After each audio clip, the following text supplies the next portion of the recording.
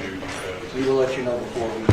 Yeah. Although really, after this video's done, I'll say defense cross. Someone pops up and we'll figure it out. But if I kind of know, it's also easier for me to say, Mr. Rare, to me, inquire. It just makes more sense to follow down and kill it.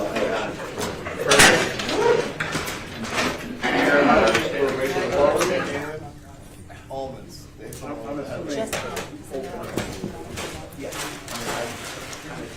Who's going second on that one? I am. George, are you first, second, or third? Hey, Judge. Morning. How you doing? I'm good. How about coffee and chocolate? There you go. Judge, it looks like it's working. Feels like we're like. Did you test television? Sorry? Oh, let me test that, yeah. Yeah.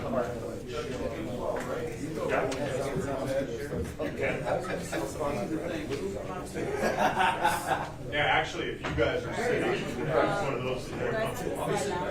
Yeah, but we don't need them.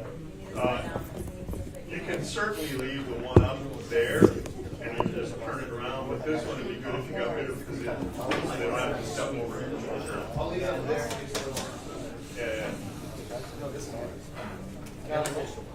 You guys do me a favor from now on before you go back there, ask to make sure we have a jury. Is the jury sign up there? No, I know there's a sign up there, but people will walk back there. Can I go back there?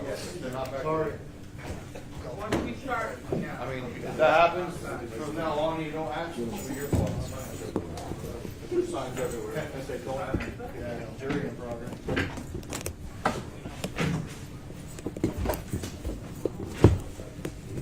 Let's set up the rules early, don't you? Listen, I work really hard not to make you money. However, we probably would not, I don't know what this is a condo, whether they would be using that today. So potentially over lunch, if you can. Hi, how are you? Your guy. Good. He's good. They are, And I don't mind him. sometimes because they don't have like the access, I guess. But if you want to ask. way. All right. So apparently the court guy's coming, or? Yes. Ian's coming. All right, so we're trying to get the telestrator working. Everything else is working. Yeah, but it won't move. And then if you click on this, you'll be able to draw, and you see the line. The lines are on any other screen. It's just All right, this one. well, hopefully we can get that fixed. So far, the fact that that's talking to that is. Judge, I have one suggestion. I understand the state's reluctance to let us know witnesses in advance the day before, so we can prepare. I understand why they're taking that position. But in terms of today, could we know who's going to be here so we can at least go through our boxes and assemble what we need? Because if all three lawyers start to go to their boxes at the same moment the state calls the witness, we don't know who they are. It's going to be a distraction. I think it would be nice, but I cannot require it. I don't know that there's any rule that says they have to. Then just give us a minute or two, Judge, if the state Certainly. doesn't want to. We get our stuff in order, and we'll be happy to do it then. Very well. All right, let's actually go on the record. State of Florida versus Boatwright, Newsome, Williams. There is a motion that I wanted to handle before we get into the jury being instructed and then opening statements. That is, Mr. Williams had a motion for a rule. That's correct, George. Did you want to add anything to your? No, just briefly, the court historically, we had set a deposition on December 28th. Prior to that, I had filed a motion to perpetuate his testimony. The court, in denying that, said take his deposition and alerted all the parties that if in fact that deposition were to move forward, to treat him with the same scrutiny that you would in trial testimony. In the event that he would not be available, we would be reading it in. We set it for December 28th. The subpoena, which was filed, I got contacted by Zoom saying that the link had been compromised. We reset it for January 17th, and I'm sorry, it was served on January 17th, and we reset it for January 27th. He was properly served. I had the subpoena domesticated by a California attorney, and in the subpoena, I said in lieu of the Zoom link, please contact my office. I filed a affidavit from my assistant to Saul Lynch to alert the court that no one on behalf of Aubrey Graham Drake or anybody else reached out to alert us that he was going to fulfill his obligations pursuant to that subpoena. That subpoena was dropped off at the Beverly Trust where he lives, and the notarized return of service pretty much specifies all the rules that that the prosecutor went through and the actions that he went through. Additionally, I filed an affidavit from the California attorney that domesticated it, alerting the court that she did comply with the California law. State?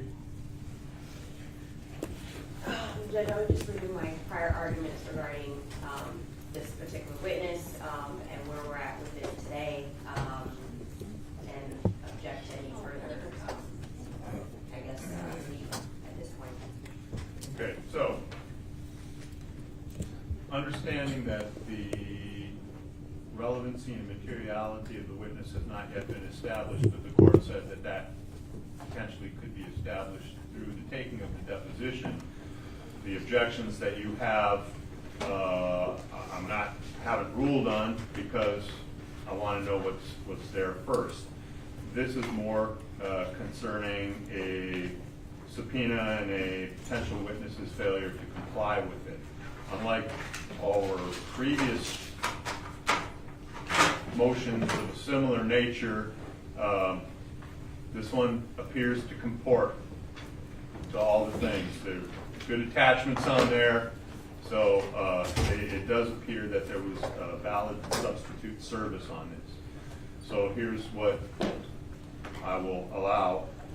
Typically on the rule to show cause, what I do is say I authorize you to do rule to show cause, which is a subpoena under the court's direct order rather than from you. But I do always want a purge date put on there. So you will have to figure out a day when you can reschedule this and say, if you appear for this Zoom deposition, then they don't need to appear on a rule to show cause. If they don't appear and then you have, again, all the proper documentation, then a rule to show cause will be held on a certain date, and if the witness does not comply with that, then we talk about what other sanctions or remedies that might be available up to and including writ of attachments. Okay? But that's 2 steps down the line. So what I'm granting at this point is your ability to do a rule to show cause with a purge date. And any questions? No, sir. All right, there you go.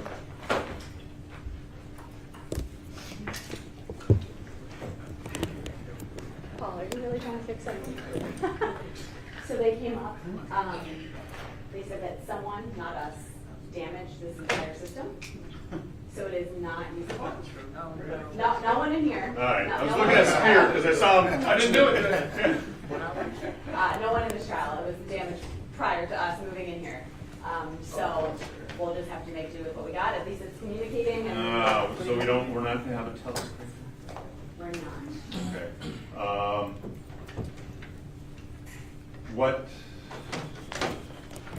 See, the nice thing about that is that the witness can actually do things without getting up from the chair, repositioning.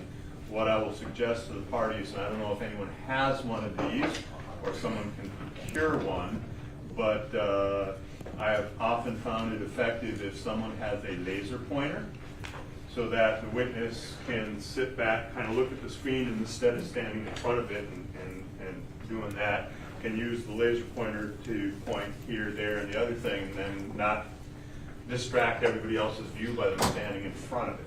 So I don't know if anyone of you have one of those, or but that is a suggestion from the court to have them do that, and potentially they can either do it from their chair or they can stand here. Otherwise, it's been my experience, they stand right in front of the thing and they point, and then somebody's view is blocked. I will try to procure one. I guess potentially we'll deal with it. Right, and just one that everyone would be able to use, and even when the witness isn't using it, if it's somewhere near the podium, if counsel wanted to point and say, well, I'm looking over here, and then you can direct their attention as well. And It just makes it easier than having to stand up and point directly. Just a suggestion, and it'd be nice if everyone had that ability. I'm just thinking out loud. I don't know if you know if it's up there, but there should be like a dongle that also comes. Yeah, no dongle on this one because I requested one. They gave me this. Not a dongle, but. Not a dongle, but apparently this has some control to it. I don't Yes. necessarily want to be in control of this, so I can leave this somewhere if you know how it works. I do. I will leave this over here, and. It's more just another one of those Right. to deal with that. Okay, So we I'll probably leave it won't here, fit. and Joe, do you know how to use that? No, not that part. Okay, Not that part. because I'm looking at my, sort of tech vision here.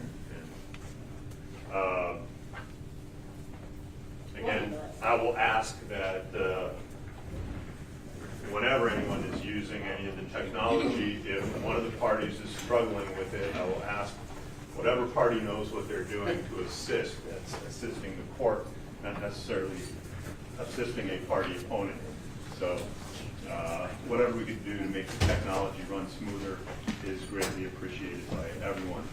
I'm not saying George doesn't know how to use technology, but He should, I taught him in the last two trials. Well, I've decided I'm not gonna try to use it. George, I taught you. It's probably my bad. Yes, you did, I didn't learn a thing, you tried. One of the many things I failed to Judge, as far as openings, I do intend to use that device. I would like to have it flush with the podium so that I can just boom, boom, boom. So if we could have, if the state isn't going to use it, if I could just have a few moments to make that happen. I believe they are going to use it, so when they're done, we can reposition, although it needs power. Yeah. And I don't know. Looking if there's a plug.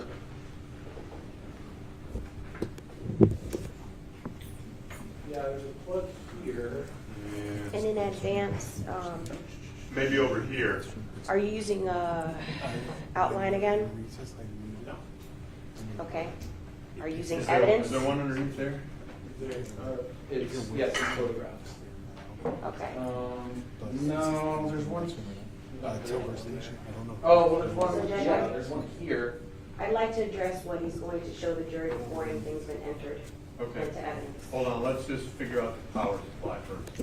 So it just depends on whether the cord is long enough. The cord is not going to be long enough from over here. Do we want to unplug it now and I can test it out, or should we wait for a break and then? Where's Alex? She's, I think, in the restroom. All right. Or no, I don't actually, she wouldn't be. I don't know if she'd be back there. She might be, Okay, because the juror's not there. okay, so then she might be in the restroom. Just as long as someone else who knows what's going on with the technology, you can pull it over and try. I mean, you might have to put it on this side rather than that side of the podium Fine, to as make long it as reach. it's on one of the Or sides. someone will need to find an extension cord. We can do that too.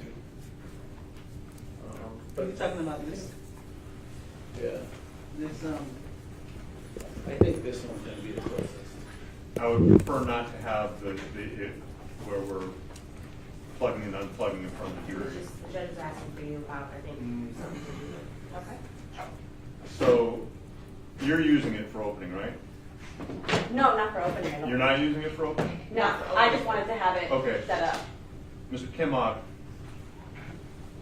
wants to use it for opening, but he would like it positioned near where the podium is now. The cord that's on there now, where it's plugged in, will not fit over there, but I'm wondering if it will fit over here, but I didn't want to unplug it and make it not work all of a sudden. So can we see if it'll fit here and plug? So the key is, it's very fidgety. You have to exit out of every application before we move it. And you have to turn it off before you move it, or Okay. it will shut down on us. So Thank you. have added. So potentially, for the remaining portion of the thing, if someone can secure an extension cord, because primarily we would like it sitting there, but if one of the parties wants to move it over here or something, we should have a cord that's long enough that it can be moved without unplugging it. Let's ask for admin since they promised me one in the first place. Yeah. See what's in that budget.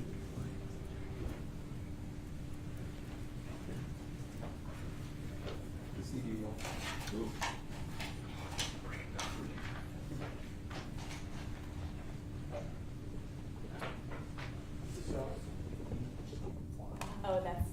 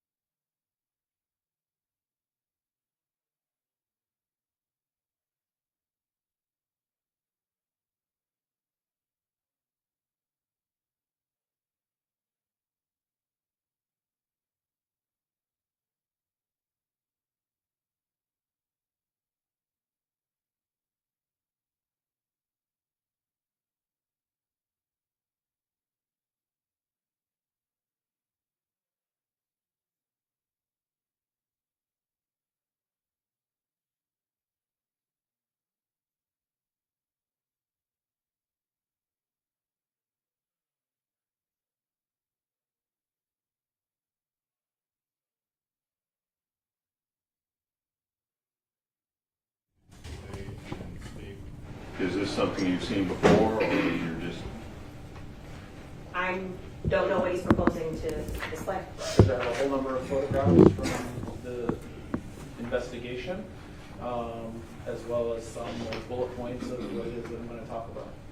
I do not wish to disclose that to the state, especially prior to the state's opening. Bullet points are certainly all right. As far as photographs go for opening, I mean, they haven't been admitted into evidence yet. Judge, opening is what the parties expect that the evidence will show. Nothing that we say has been admitted into evidence yet. I think that it provides a lot of context for exactly what it is that they're going to see during the trial.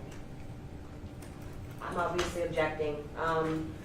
Anything that's published to the jury, we are entitled to see. I may have an objection, I may not, I don't know. And I typically don't show evidence at opening to jurors, and so I would be objecting to that. Judge, I do have some issue with you publishing something that has not been offered or admitted. then I'll propose that after the state gives their opening, we will share what it is that we're going to go, and if there's any objection to, if they think that there's anything that I'm going to show that's not going to be admissible evidence, we can address it at that point. But I feel very confident that everything that we're going to show is admissible into evidence. Without, at this moment, disclosing exactly what they are there any things in there that, let me put it another way. So if it appears that what the defense wishes to show at this time is going to be a state exhibit, and we want to have it pre-admitted, we could possibly do that. I don't know how when he's not willing to show. Well, he will be before, what we're saying, he's, I guess not, doesn't want to do it right now, but when you're done, and before he talks, or we could do it right now. You just say, I was hoping to show these particular photographs. State looks at them and says, oh yes, these are ones that we're intending to offer, and if we can pre-admit them, then I see less harm in you publishing photographs that have not been formally admitted, but are being admitted by agreement of the parties.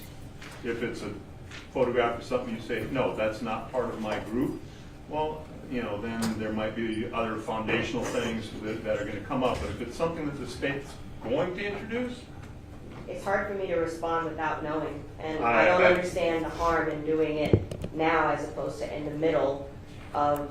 well, since, I mean, we're getting ready to do that, I would rather not take the break and then have you go look at it. So Well, the harm, Judge, is that the state hasn't given their opening yet. And so from a strategic standpoint, if I show the state all of the photographs and items that we intend to show during opening, that gives them essentially what our defense is before that they have given their opening. And that's not something that I want to do. And I don't think that I should have to do that. I'm willing to compromise and show the state what it is that we would like to show prior to my opening. I don't see the harm in that. I don't think I should have to do that anyways, but I understand how the court feels, and so I'm willing to do that. Judge, I'm objecting to any photographs being shown at this point. I think it's putting the cart before the horse to say pre-admitting. I'm not going to agree to pre-admit anything. I don't know what photographs exactly. I can't operate that way and make prospective arguments based on something I have no idea. Are we talking about 2 photographs, 10, 11, 15, 20? I actually have never, in my 17 years of practicing, seen photographs shown at this stage. I'm objecting.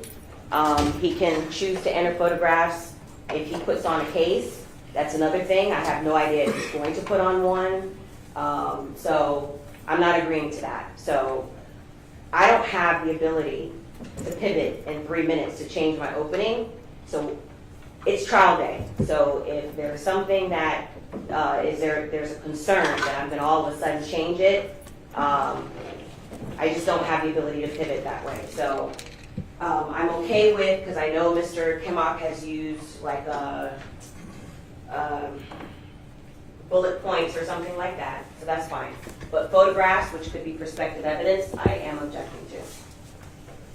Then I will say that in my very last trial, that was several months long, with Assistant State Attorney Ross Wiender, who spent his entire opening giving videos, and that he works with this state attorney's office, giving videos and photographs and things that he expected would be introduced to trial. All of these are items that I expect to be introduced to trial.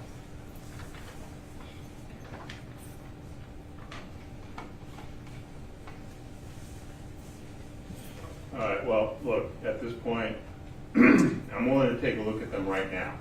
Okay. So if you want to show me right now, otherwise the court's ruling is I'm not going to allow you to publish for the jury things which are not in evidence. Yes, sir, can I vote? You may. Speaking of evidence, exhibit stickers? Give me a heads up. Okay, we will, thank you. Judges, you're ruling that only the court is going to view them in camera? I'm looking at them now, though, and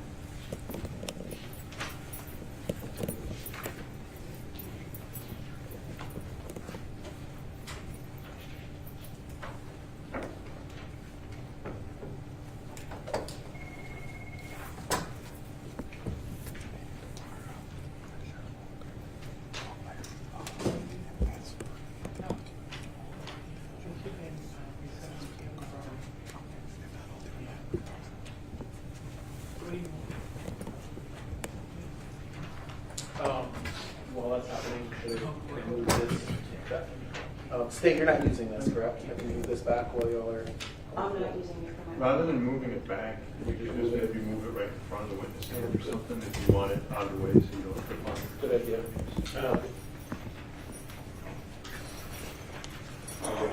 want to push it on?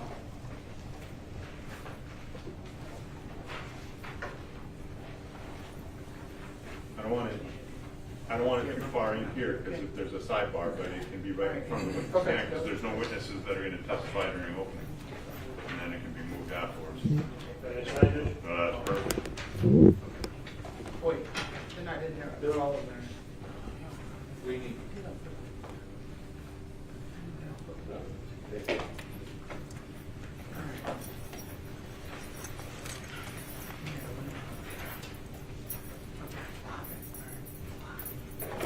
Good call.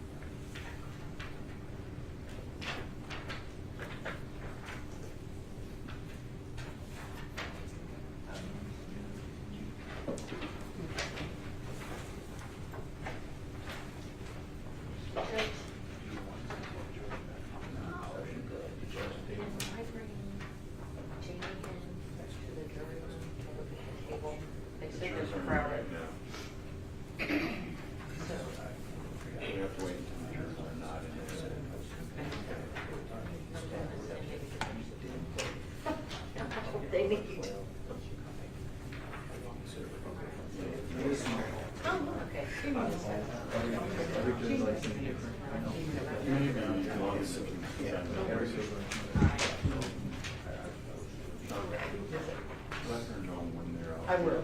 And then, yeah, they're gonna. Yeah, they gotta give us another tape.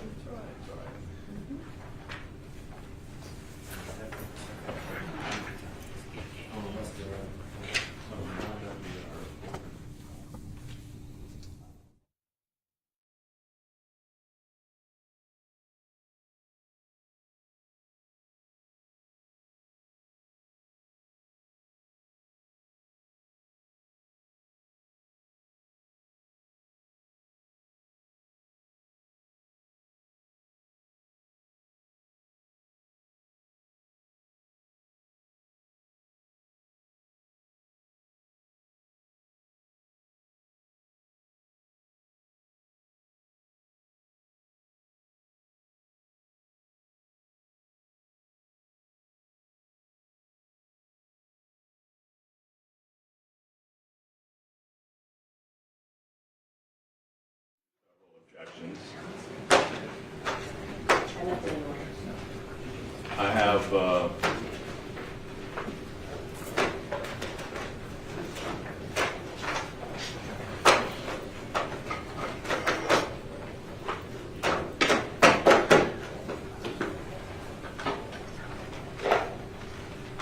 some concerns that perhaps you can address before we get to the objections, and one of those is purpose of opening statement is to give a roadmap of where we are going. It is not a closing argument or an argument. I don't know exactly how you propose to do this, but I'm looking at a series of pictures which have, subtle differences between it. It's one thing to say, you'll see a picture showing the scene and showing a couple, another one to say, in this one, and then we'll be asking you later to look closely at this one and at this. That's more in the lines of an argument, not a roadmap. And I'm just concerned with the volume there that you're showing what appears to be a progression of things and things that you're making more argument about rather than you will hear from a witness who will tell you this and that. And, opening statements and statements, not an argument. I completely understand that, Judge, and I do not intend to make argument. I intend to offer to the jury what it is that the jury can expect to see from the evidence. And if there are arguments that are made along the way, that I'm sure that the state can. Well, the court will sua sponte shut you down. I don't know. I would prefer to avoid putting you in that spot by putting you on notice now that if you veer into argument, I will quickly shut you down. Understand. All right. Your objections? Okay, so there's several. I'll start, I guess, with what could possibly be the easiest. Several of those proposed pictures are duplicitous. Several. Pictures of an outside of the house, which I believe is in the section of Michael's Day or something to that effect. I wasn't taking notes, but there's like half a dozen of the same thing. So that's duplicitous. Additionally, a lot of the photographs are stills taken from surveillance, which appears to be the surveillance of from Riva Motorsports, which would have been surveillance from the day of and some involving the homicide.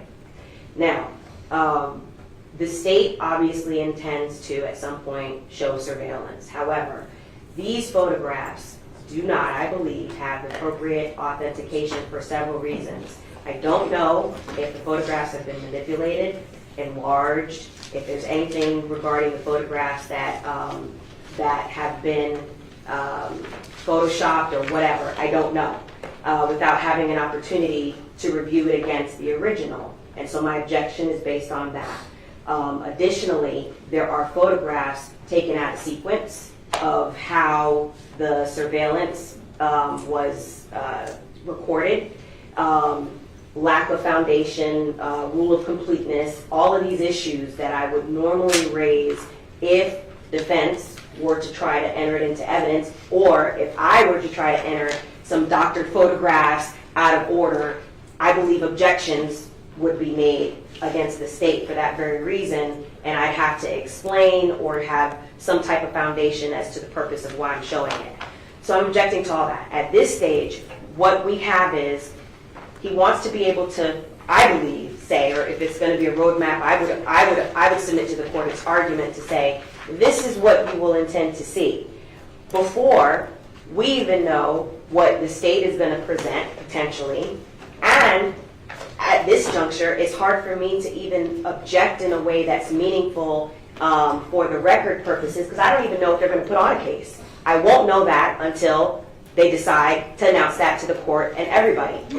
So this is really putting us in a precarious situation to be able to say, well, okay, we'll agree, or these are items that I may agree. That's why I'm not agreeing at this juncture. I understand. My thought was, and again, these are clips. I don't know if these are still clips that the state had presented to the defense and said, we're entering this one.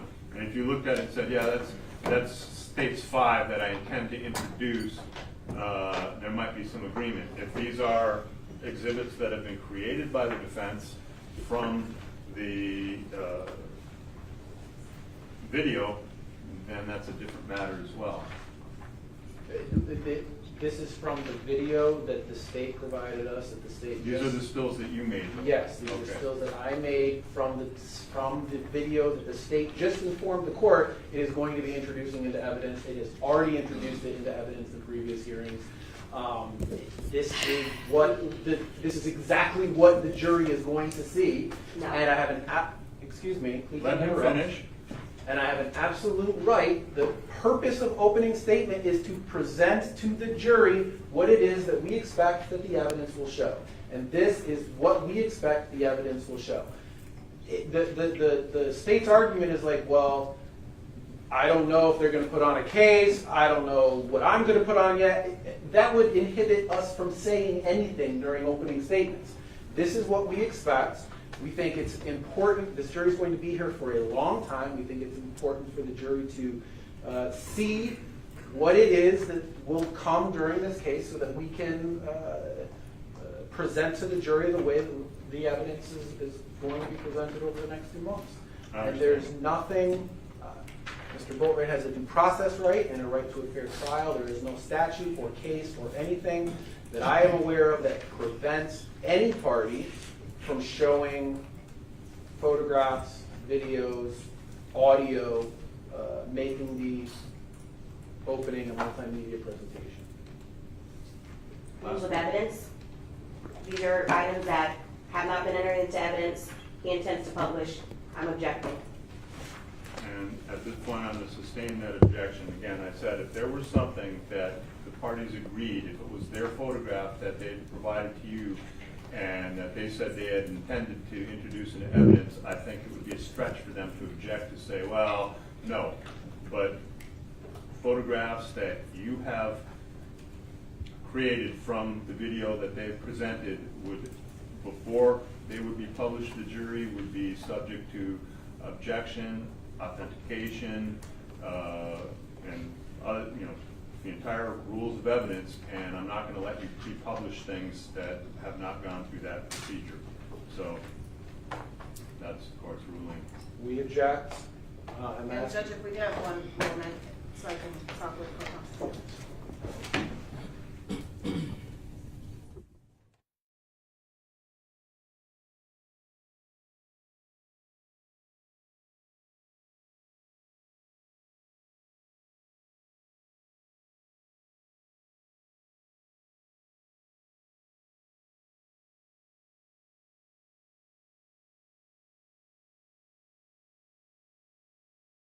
Barnes versus State, 279 Southern 3rd, 784 out of the 3rd District, in which the state showed photographs during opening statements, photographs that in fact were not even admitted during trial, and the court ruled that because opening statements are not evidence and the purpose of opening statement is to outline what an attorney expects to be established by the evidence, that it was not error. Can Mr. Kimmel please read the site again? Yes. 279 Southern 3rd, 784. I didn't hear the last part. 7 what? 84. Thank you. The court's ruling. What was the name of the case again? Barnes versus State. Barnes. Barnes. Barnes. Barnes. The court's ruling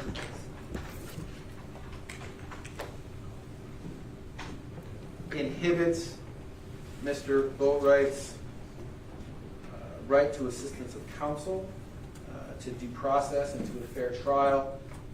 This was the opening that we had prepared, and we object. I am asking that the photographs be made a part of the court file, to be preserved for appellate review. And Judge, we would join in that objection on behalf of Mr. Newsome to the extent that evidence that would tend to exculpate his client will I'm also sorry, tend to Mr. exculpate Reyes, mine. let's step up and Mr. Kimmel is in the way. Go ahead. Sitting here, you take it on the top. Okay, we would join in this objection in the prohibition of these photographs at this stage on behalf of Mr. Newsome, on the grounds that while it's not our opening statement or our intent to produce photographs at opening, we believe that any evidence that would tend to help to exculpate Mr. Kimmock's client would also inure to the benefit of our client, particularly under the principal theory. Join on behalf of Mr. Williams. Judge, if I could just add something regarding the exhibit, if Your Honor's. Give me 1 second before you respond. Thank Oh, you. yes, no problem.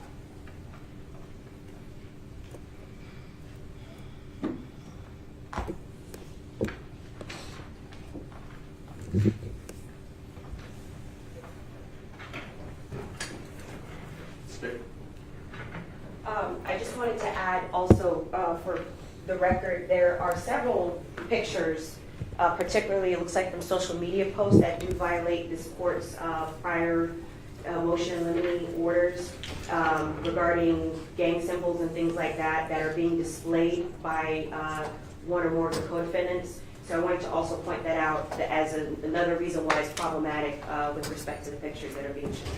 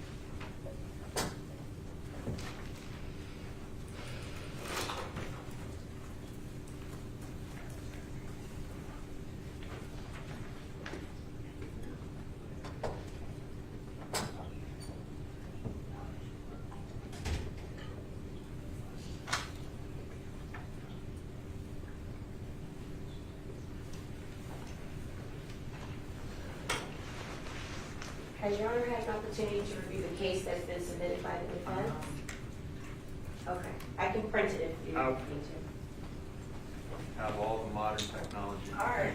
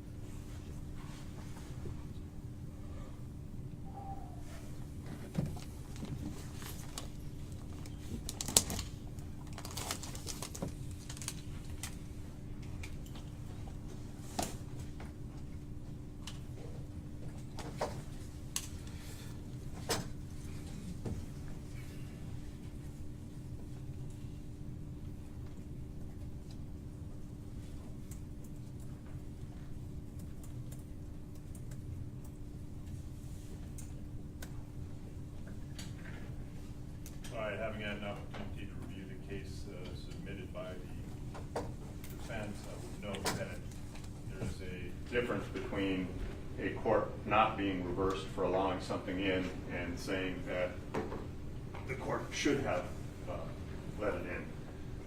Opening statements, again, are not argument. They are intended to be a roadmap, and the court has broad discretion in this area, and having had a chance to review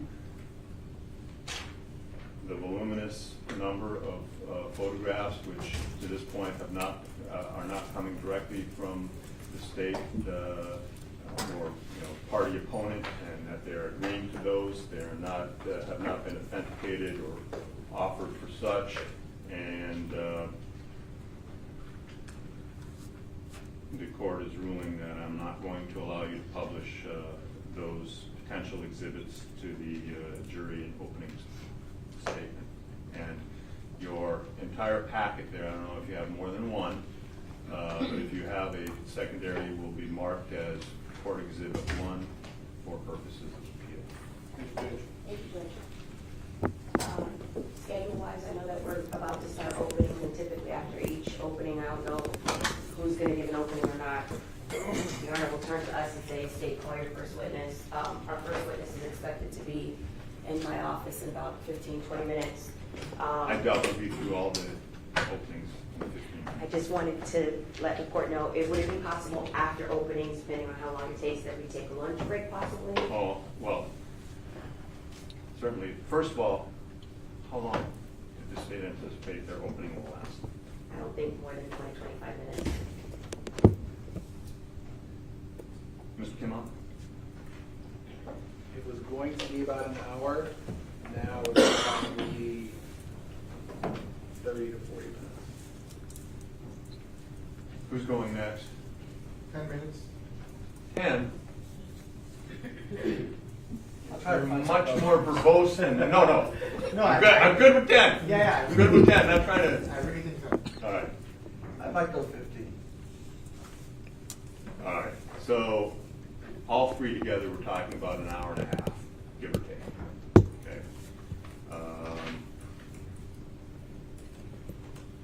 Plus, there's about 15 minutes worth of my preliminary instruction that I still have to give them. So it is.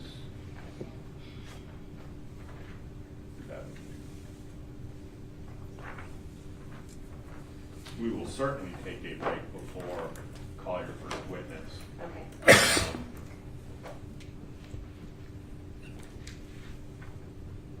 Yeah, and potentially, unless you two want to go after lunch, depending on where we're at, we might just do all this, and then, it's like 11:30-ish now, be like 1:30-ish then, try and get through this. Yes? Thank you, Judge. Let's wait. Well, and see. unless it takes longer and, Sure. Let's wait and see. No problem either way, but if we go too long, it'd be better probably to break first then. so we'll kind of play that by ear, but at least initially, we'll see if we can't get through all the openings, take lunch, and then call your first witness after lunch. Your goal? Fair enough? Thank you. All right. Anything else to be brought to my attention? Judge, I really, can I just go to the bathroom or do you? Okay, let's do that now. Also, one other thing, just let me put on the record. Yes, sir. You're joining in or objecting to Mr. Boatwright not being able to make the opening that he did. As you have no doubt and will continue to tell, these are three separate trials being tried together. That's his opening, it's not yours. Got it. Yeah, they Thank you. I'll go with that. Why are you printing things? It's okay. It's okay. Yes. I know you're going to remind me. I will.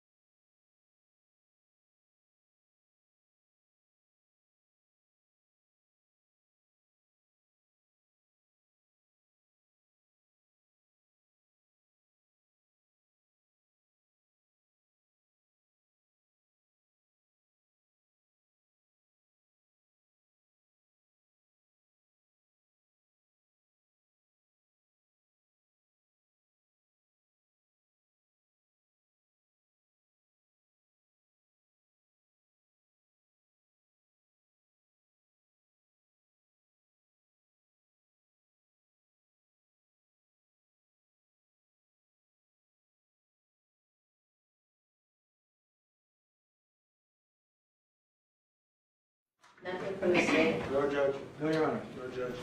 Bring them up.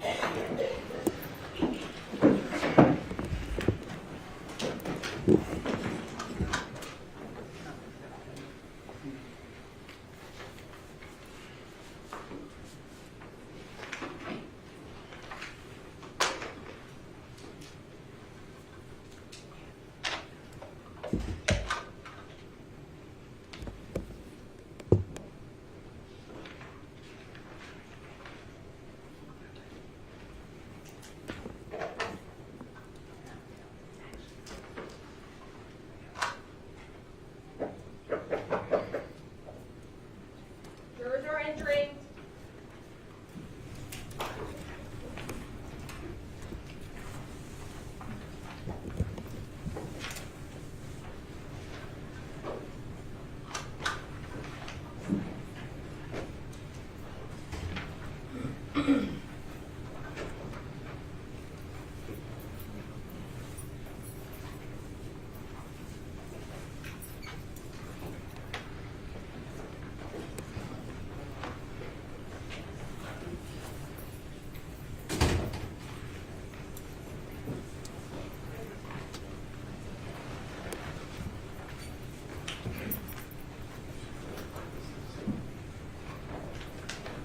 Parties may be seated. Court will come to order. The parties are present. The jury is present.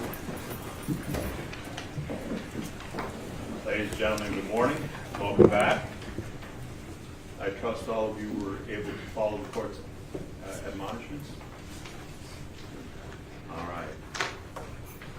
Well, I think we should get underway now. Let me start with my introductory comments to you, and then we'll go into the openings. Ladies and gentlemen of the jury, you have been selected and sworn as the jury to try the case of the state of Florida versus Michael Boatwright, Trayvon Newsome, and Dedrick Williams. This is a criminal case, and the defendants have been charged with the crimes of first-degree murder with a firearm and armed robbery with a firearm. The definition of the elements of each of these crimes will be explained to you in great detail later in the trial. It shall be your solemn responsibility to determine if the state has proven its accusations beyond and to the exclusion of every reasonable doubt against the defendant. Your verdict must be based solely upon the evidence or the lack of evidence and the law. The indictment, the charging document in this case, is not evidence and should not be considered by you as any proof of guilt. Now, it'll be my responsibility to decide which laws apply to this case and to explain those laws to you. It will be your responsibility to decide what the facts of the case are and to apply the law to those facts. Thus, the province of the jury and the province of the court are well defined, and they do not overlap. That is one of the fundamental principles of our system of justice. Before proceeding further, it'll be helpful if you understand how a trial is conducted. At the beginning of the trial, each of the attorneys will have an opportunity, if they wish, to make an opening statement. An opening statement gives the attorneys a chance to tell you what evidence they believe will be presented during trial. I remind you now, and will remind you throughout this case, that what the attorneys say is not evidence, and you are not to consider any of their statements as evidence. Following the opening statements, witnesses will be called to testify under oath. They will be examined and offered for cross-examination by the attorneys. Documents and other exhibits may also be produced as evidence. After all of the evidence has been presented, the attorneys will be given an opportunity to make their final or closing arguments to you.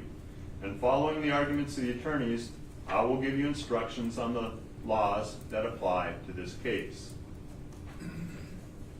Now, you've already heard this one before, and again, we're going to hear this a lot. You should not form any definite or fixed opinions of the merits of this case until you hear all the evidence, the arguments of counsel, and the instructions in the law by me. Until that time, you must not discuss this case even among yourselves. During the course of the trial, the court will take regular recesses, during which you're permitted to separate and go about your personal affairs. During these recesses, you shall not discuss the case with anyone nor permit anyone to say anything to you or in your presence about the case. If anyone attempts to say anything to you or in your presence about the case, remind them you're on the jury trying the case and ask them to stop. If the individual persists, leave them at once, and in either event, immediately report the matter to one of my deputies who will advise me, and I will take appropriate actions. Also, if you see any of the attorneys, witnesses, defendants, or anyone else associated with this case in the hallway, and they walk right past you without even offering a polite acknowledgement or simple head nod, understand they are not being rude, they are in fact following the orders of this court.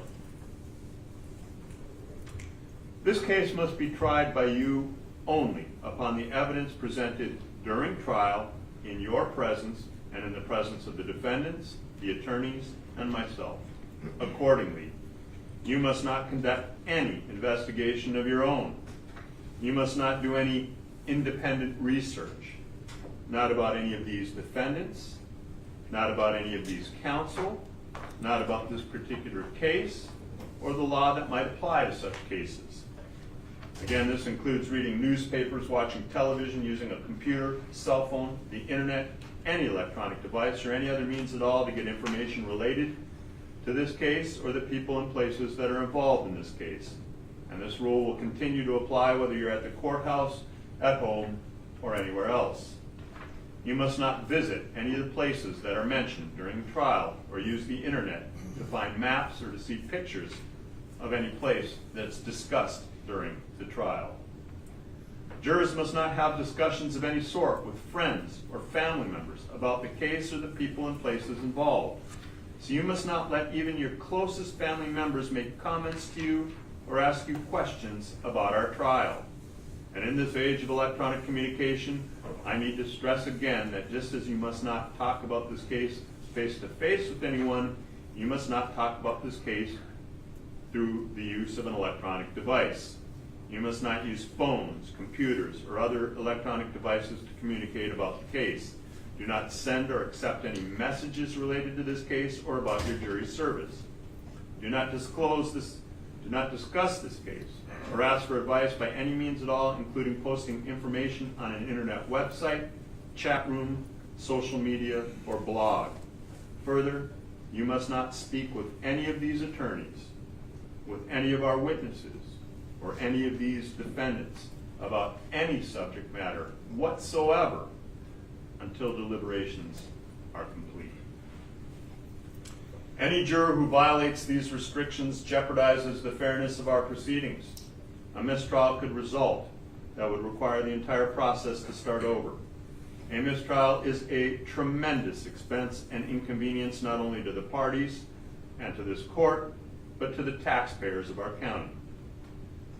Should you violate any of these rules, you could be held in contempt of court, face sanctions such as serving time in jail, paying fines, or both. All cell phones, computers, tablets, or any other electronic device must be turned off while you are in the courtroom. Turned off means that the phone or other device is actually off and not just in silent or vibrate mode. Now, you may use these devices during any recess, but even then you may not use your cell phone or device to find out any information about the case or to communicate with anyone about the case or the people and places involved in the case. Do not take any photographs, video recordings, or audio recordings of these proceedings or of any of your fellow jurors. After each recess, please double check to make sure that your cell phone or electronic device is actually turned off. At the end of the case, while you are deliberating, you must not communicate with anyone outside of the jury room, and you may not bring in with you into the jury room any cell phones, computers, or other electronic devices. If someone needs to contact you in an emergency during trial, during deliberations, during anything else, they can leave a message with my chambers, and we'll receive those messages and deliver them to you without delay. So the contact phone number has been provided for you. It's on the back of your jury card. Make sure family members or anyone who might need to get a hold of you in an emergency knows that number, because if they call your phone, it's going to be off, right? Someone will always answer that line. Now, if you'd like to take notes during our trial, you may do so. On the other hand, you're not required to take notes if you do not want to do that. That's left up to you individually. I have provided you each with a notepad and a pen for your use if you wish to take notes. And any notes that you do take are for your personal use. However, you may not take your notes with you from the courtroom. During any recesses, my court deputy will take possession of your notes, secure them, and return them to you once we reconvene. Now, after both sides have rested and you retire to deliberate, you will be allowed to take your notes with you into the deliberation room for your use in there. However, after you've reached a verdict and finished your deliberations, the deputy is going to deliver your notes to me, and I'm going to have them destroyed without looking at them. So you can rest assured no one will ever read your notes except you. If you do take notes, please do not get so involved in the note-taking process that you become distracted from our proceedings. Remember, your notes should be used only as an aid to your memory. Your memory of the events is what you should basically rely on. Whether or not you take notes, again, you should rely on your memory of the evidence, and you should not be unduly influenced by your notes or the notes of another juror should they choose to share them. Notes are not entitled to any greater weight than each juror's memory of the evidence.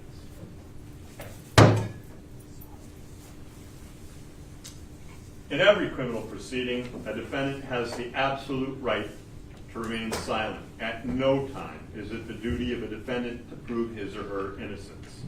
And from the exercise of the defendant's right to remain silent, a jury is not permitted to draw any inference of guilt, and the fact that a defendant does or does not take the witness stand must not influence your verdict in this manner, in any manner whatsoever. Finally, the attorneys are trained in the rules of evidence and trial procedure. It's their duty to make all objections they feel are proper. And when an objection is made, you should not speculate on the reason why it was made. And likewise, when an objection has been sustained or upheld by me, you must not speculate on what might have occurred had the objection not been sustained, nor what a witness might have said had they been permitted to answer. And usually I like to add on at this point and say this.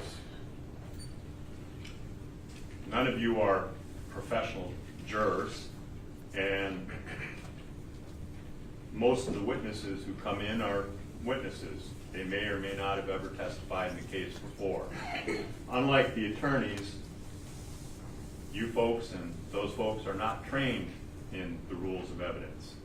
Now, attorneys, they receive lots of training and have spent years trying to understand what the rules of evidence allow and don't allow. And I kind of liken it to this. Do any of you have a dog or a cat at home?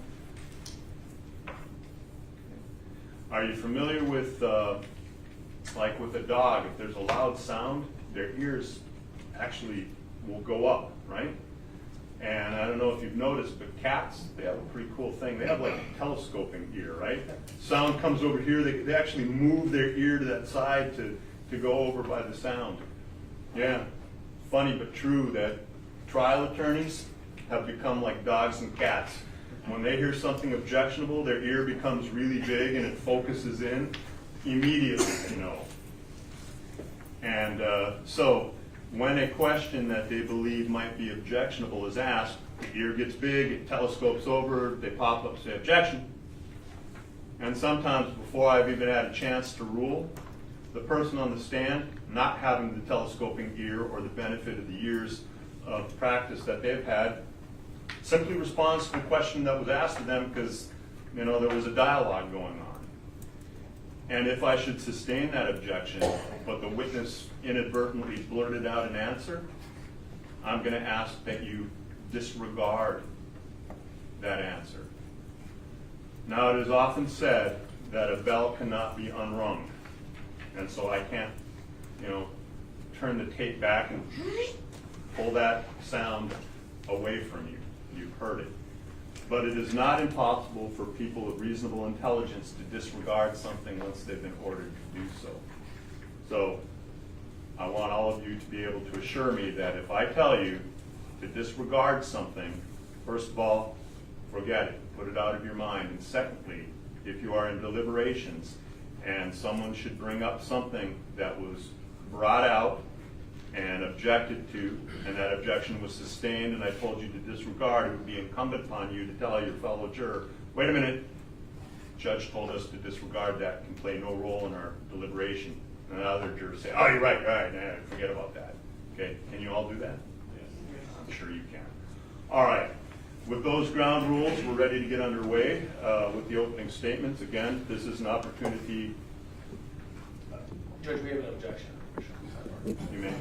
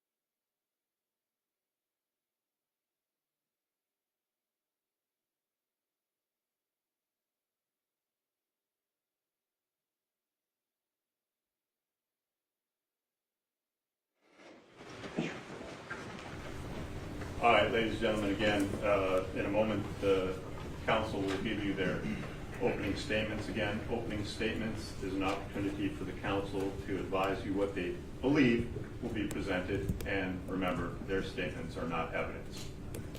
But do listen carefully. Thank you. State of Florida, did you wish to open? Yes, we do. You may. Good afternoon.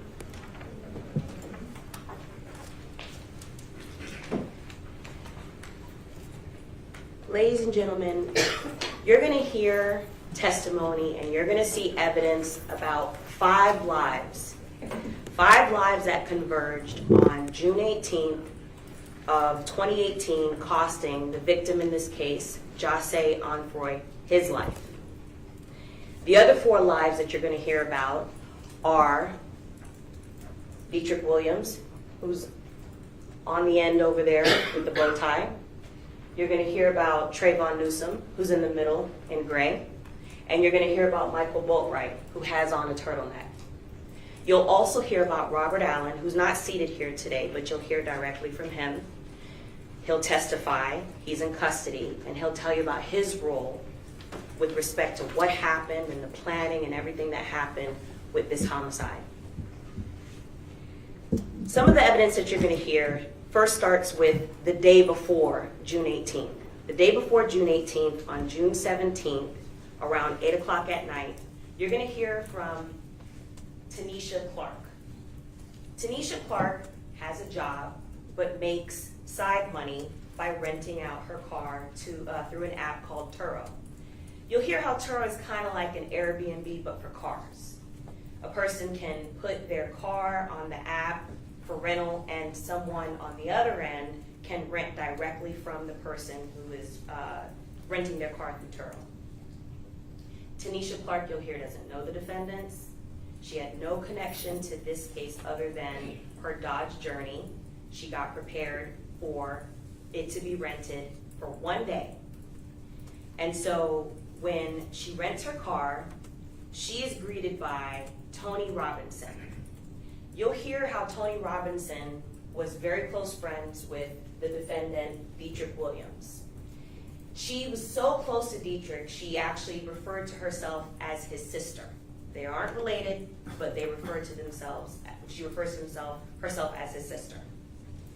And so Tony, who rented cars before for Dedrick and his friends, was asked to rent the car for one day. Not because you'll learn that the defendants wanted to go to Disney World or take some trip, but you'll learn through testimony that they wanted to be able to take the car, ride around, and rob people. That was their plan. And so Tony Robinson, when she rents out her car, is greeted by Michael Boatwright, who's on the end here, and is also greeted by Robert Allen, who you're going to hear from Robert Allen himself. They pick up the car, and by the next day, they are out riding around. And Robert Allen will tell you what the purpose was that they were all together, and he'll say that he was with all three co-defendants, and that together their plan was to be able to rob somebody that day, and that they had all of the things in preparation for that. They had firearms, they had masks, and they had the capability of doing it. And so on that day, they drive to Riva Motorsports, and the day that we're talking about is June 18th. On that same day, on June 18th, the morning of, before the homicide occurs, you're going to hear how Jahseh Onfroy, who is commonly referred to as XXXTentacion, woke up that morning, was woken up by his mom. You'll hear how he was a young celebrity rapper who gained his fame through a lot of his exposure through social media and downloads and things like that, and was very much a self-made artist who then rose up the ranks. He was wealthy as a result of his celebrity, and he also had a pregnant girlfriend who was pregnant with his first child. Jahseh that morning decided to go to the bank first. He lived out in Parkland and decided to go to Bank of America. You're going to see some surveillance from that, and you're going to hear from the teller who actually helped him at Bank of America because he was a regular customer. That morning, after going to the bank, his plan was to be able to go to Riva Motorsports. You're going to hear how he's also a regular customer at Riva Motorsports.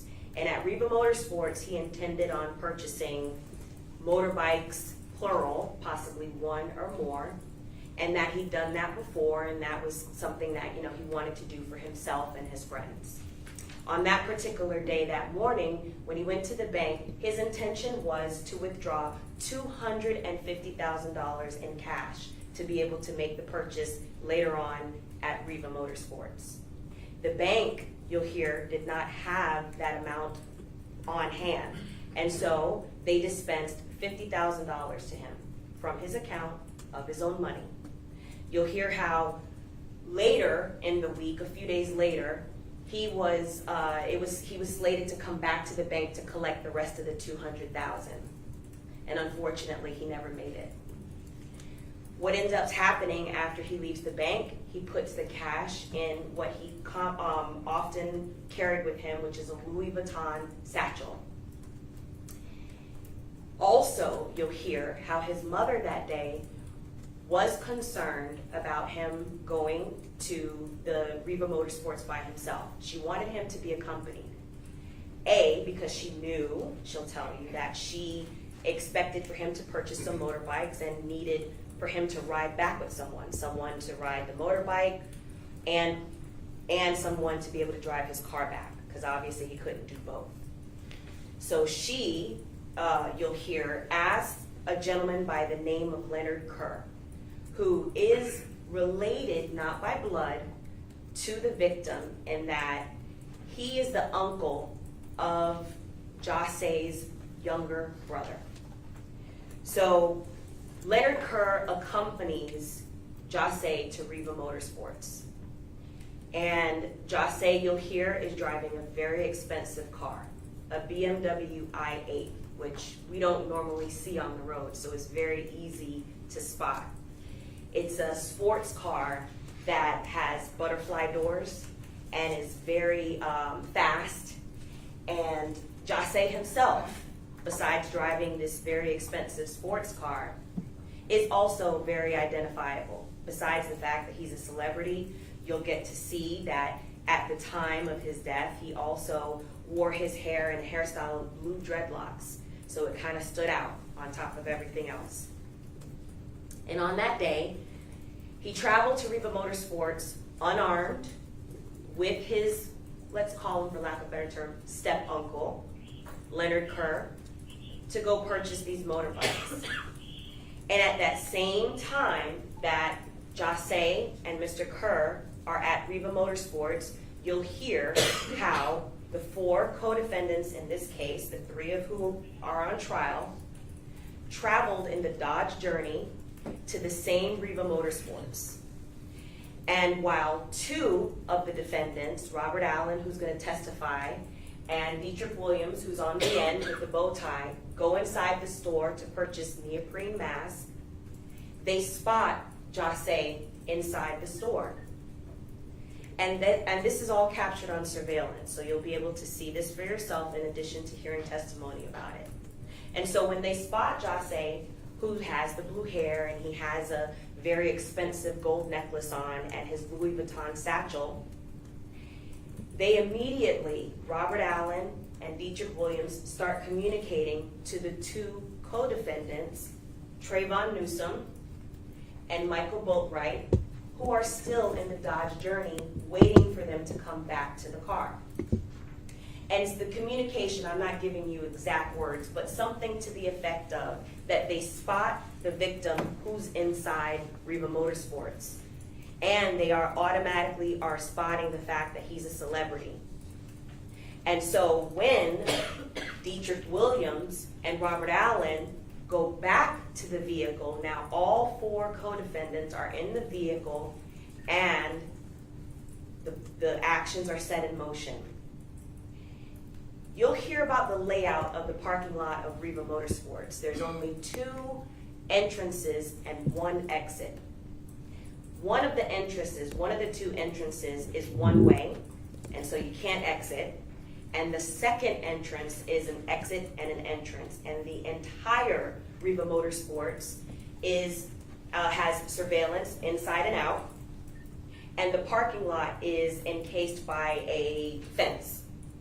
And so they are able to position themselves just across the street, and you'll be able to see how the 4 co-defendants in the car, Dedrick Williams, who's driving, by the way, go across the street and back in their car and lie in wait for several minutes for the victim to come out.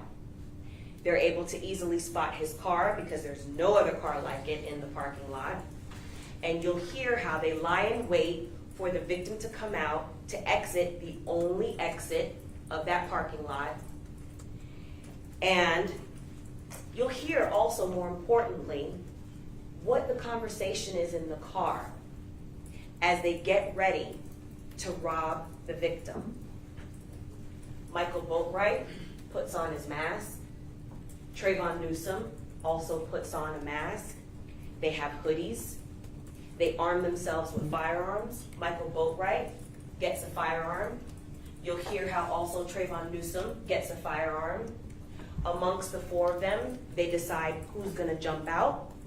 You'll also get to see the differences between the 4 because you'll note that it's very important, the physical differences between the four. Michael Boatwright is the tallest, skinniest out of the four. Trayvon Newsome is next as far as the height. And there's a big height difference between Michael Boatwright, Trayvon Newsome, and Dedrick Williams, who's the shortest and stocky build. You'll also be able to see that day, Dedrick Williams has tattoos. His nickname is actually Tattoo Chucky. And in addition to the fact that Dedrick Williams is very short in stature and stocky compared to the two gunmen, Robert Allen, you'll see, is also short, and he's also overweight. Significantly overweight, and more overweight than the three co-defendants that are sitting here before you. You'll note that there's a difference in their height, weight, stature, the way they walk, the gait, because as you look at the surveillance, you'll note and you'll hear testimony about who is who and how the difference between the four co-defendants of who did what. And so when there comes a point when you're looking at the surveillance and you see two tall gunmen jump out of the vehicle, you'll be able to note, I submit to you, that Trayvon Newsome is one of the gunmen and that Michael Boatwright is the other gunman. And so Dedrick Williams, driving, cuts off the victim as he's trying to exit Riva Motorsports. And as just like they planned, they're able to cut off the victim so that he can't move his car without either crashing it or whatever. And the two gunmen jump out and immediately put guns in the victim's face and in Leonard Kerr's face. You'll hear testimony about how Leonard Kerr was able to hear what the gunmen were saying to the victim. You'll also hear testimony about how Leonard Kerr ran for his life. And so as Jahseh is there, unarmed, in the driver's seat, surprised by the two gunmen in this case, you'll hear how they start struggling with him, punching him, and that both of the gunmen at one point are trying to get his property from him. They're able to wrestle away from him the satchel that had the $50,000 in cash. And without any provocation, without any type of weapons or anything being used by the victim, you'll hear how Michael Boatwright fires several times, killing the victim at close range. You'll also be able to see the surveillance that shows this. Immediately after the homicide, when they leave the victim there to die, the four of them leave the scene, and then they divvy up the spoils of their robbery. You'll hear how the $50,000 is allocated between them, directed by Dedrick Williams. Who's going to get what? What amount of who's going to get what based on their participation. You'll also hear how immediately after the homicide, in addition to divvying up the spoils of the robbery, they then go on social media and start bragging about how they have all this influx of cash. You'll hear how, in addition to bragging on social media with the cash, flashing it as if it's Christmas Day, and being very, you'll be able to tell for yourself in terms of their demeanor and how they acted with the spoils of the robbery. You'll also see that shortly after, they then start to put in a plan, because by now, because of the celebrity of the victim, this was all over the news and the surveillance was all over the news. So then you'll hear how two of them immediately hit town. They go out of town to be able to try to get out of Dodge, so to speak. You'll hear testimony about where they go. You'll hear testimony from law enforcement about how all four suspects got on their radar. how they were able to be tracked by digital forensics and by some physical evidence that was found later at properties of the defendants. You'll hear in particular how even though Trayvon Newsome and Michael Boatwright are the two gunmen in this case, you'll hear how ballistics are found, some firearm ballistics are found at Dedrick Williams' home that is able to be matched to fired projectiles and some evidence that's found from the victim at autopsy and on scene, connecting him to the homicide as well. You'll hear from REVA employees who not only knew the victim, but who can identify and know that Dedrick Williams was a regular customer. They actually even knew his nickname and identify him as being one of the two people that came in that day to purchase the neoprene mask. You'll see the REVA surveillance. We'll talk about the layout of the REVA parking lot. And you'll learn exactly which defendant did what, how they helped each other to commit this crime. Williams cutting off the victim, for example, driving and making sure that the victim couldn't get away, while the two gunmen are able to accost the victim in a blitz fashion. You will also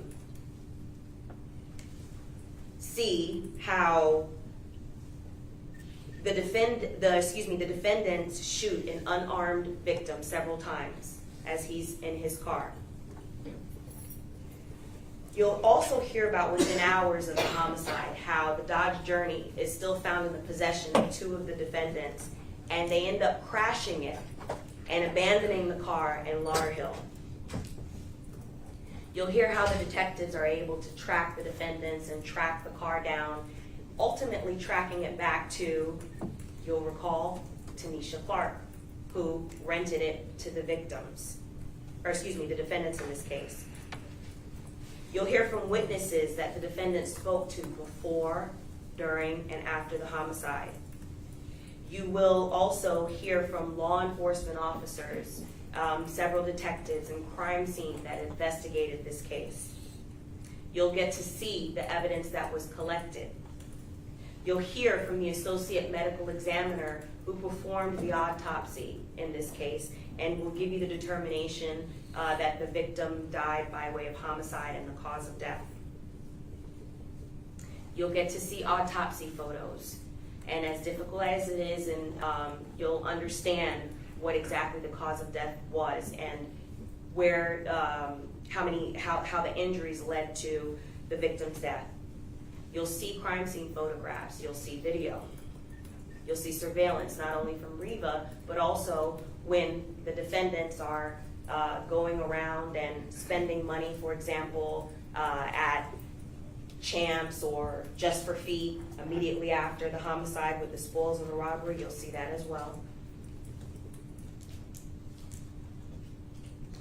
So you will see surveillance from various parts of the investigation, physical evidence found at the properties that ties all of the defendants together. And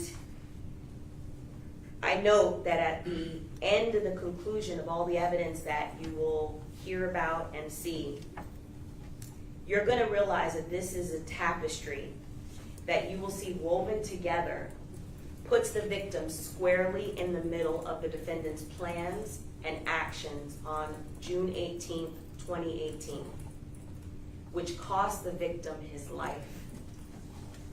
And at the conclusion of this evidence, you'll find that Dedrick Williams, Michael Boatwright, and Trayvon Newsome are guilty of first-degree murder and guilty of armed robbery in this case.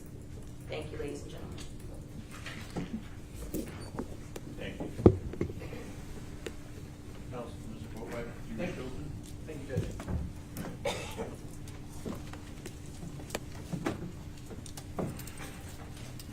Good afternoon. Finally.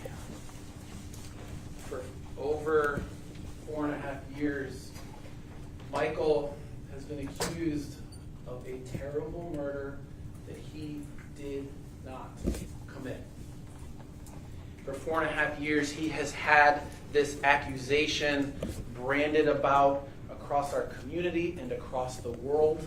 And finally, Michael is getting his day in court.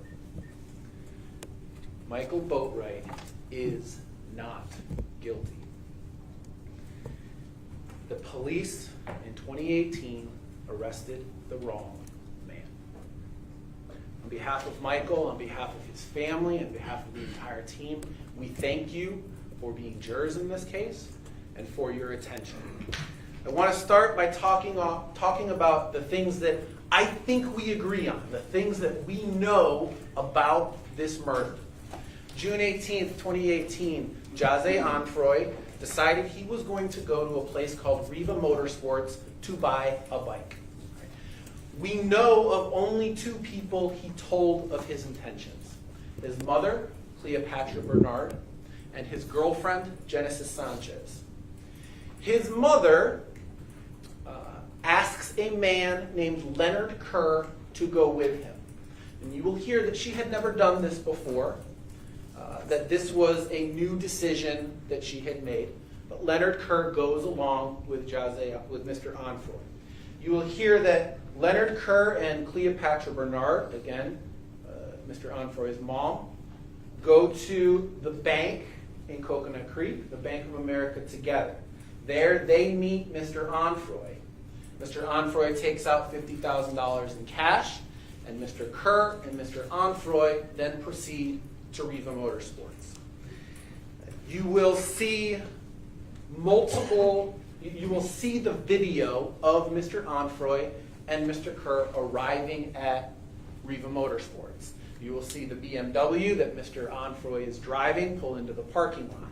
You will see the 2 of them walking into the store together. You will see the 2 of them conversing with folks within the store, mostly Mr. Onfroy.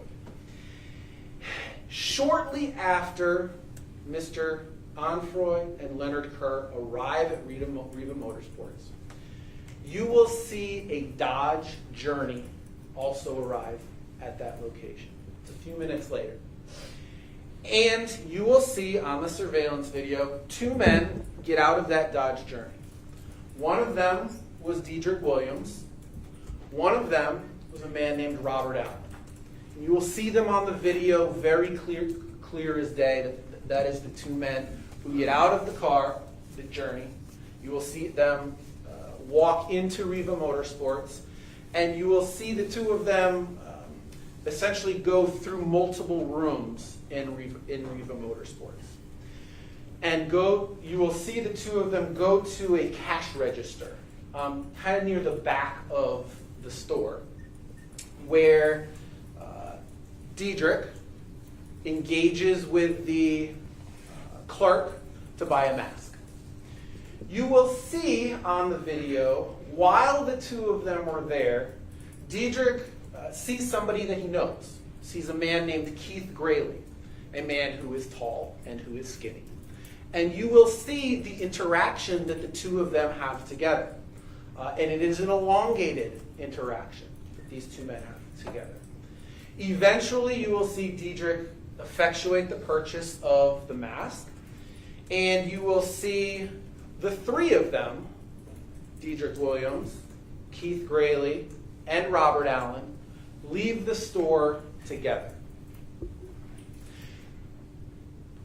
At this point, you will see Robert Allen and Dedrick Williams go back towards the Dodge Journey, and you will see Keith Grayley kind of walk off across the parking lot. I'm going to ask you to pay very close attention during the video of that man, Keith Grayley, and everything that he does that is captured on surveillance video. In any event, you will see the Dodge Journey then pull out of the Riva parking lot and go across the street. At no point will you see Michael Boatwright on surveillance video. You won't see them. You won't see anything that looks like Michael Boatwright. it doesn't exist. You won't see it. You will see the Dodge Journey at that point go essentially back into a parking spot across the street where there is a home. And you will see the Dodge Journey sit there for an extended period of time. Meanwhile, Mr. Onfroy and Mr. Kerr are still in Riva Motorsports. They're still, I guess, discussing whether they're going to buy something. And the Dodge Journey sits there. But it doesn't just sit there and nothing happens. Two very important things happen while the Dodge Journey is in that spot across the street. One, a second car pulls up and parks next to the Dodge Journey. And you will see that on the surveillance video. You will see someone get out of that second vehicle, and you will see that person open up the trunk and remove something from the trunk. Now the view is blocked a little bit. There's trees there, so it's not easy to see. You can't see who that person is. You can't see anything about them. But what you will see is somebody get out of the car, somebody open the trunk, and then him or her kind of move around there in that area. You will then see a third vehicle come, and at this point we've got the Dodge Journey and we've got an SUV that are kind of parked next to each other. You will see a third vehicle come and park in the street behind those first two vehicles. And you will see some sort of interaction between somebody from those two vehicles and the third vehicle that pulls up directly behind them. Again, at this point we're using Riva surveillance video, and it's capturing something both across the parking lot and across the street. So it's small, you can't see faces, but you will see very distinctly those three separate cars there across the street. Meanwhile, you will see that Mr. Onfroy apparently decides not to buy a bike, or decides to leave at that point to do something else before buying a bike. We don't know.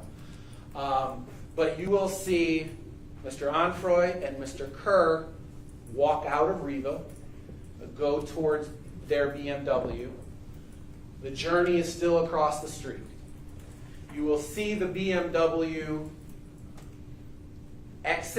go to exit the Riva Motorsports parking lot area. And you'll see there's essentially, there's like the driveway to come out, and there are these fences on either side of the driveway. Just as the BMW comes to pull out to leave, you will see the Journey come out of the parking spot that it's in, and you will see the Journey come and park directly in front of the BMW, essentially pinning it in. And in the next few seconds is when Mr. Onfroy lost his life. You will see two masked gunmen get out of the Journey. You will see them both go into the driver's side door, the driver's side window. The window was down. And you will see there is a struggle between both of those masked gunmen and Mr. Onfroy. Right? And the struggle, it lasts a number of seconds. This isn't a bang-bang thing. There is a back and forth that you will see on that video between both of those masked gunmen and Mr. Onfroy. And you will see very clearly that they all make physical contact with one another. And that's going to be important for something later on. You will see Mr. Kerr, who was in the passenger seat, almost from the moment that the gunman got out of the van, you will see Mr. Kerr flee.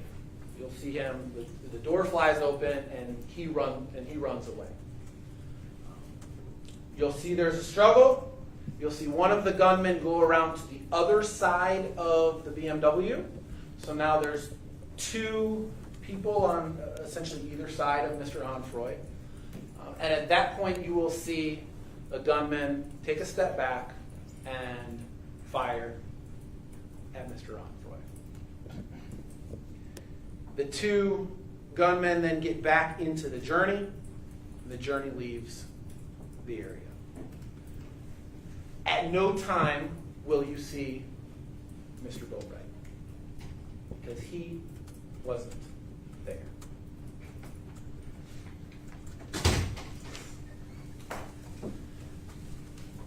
You will not see the faces of either of those gunmen.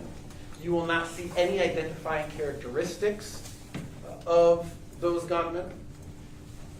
And I want to be very clear about, with Mr. Boatwright's trial, the question that you are going to be asked.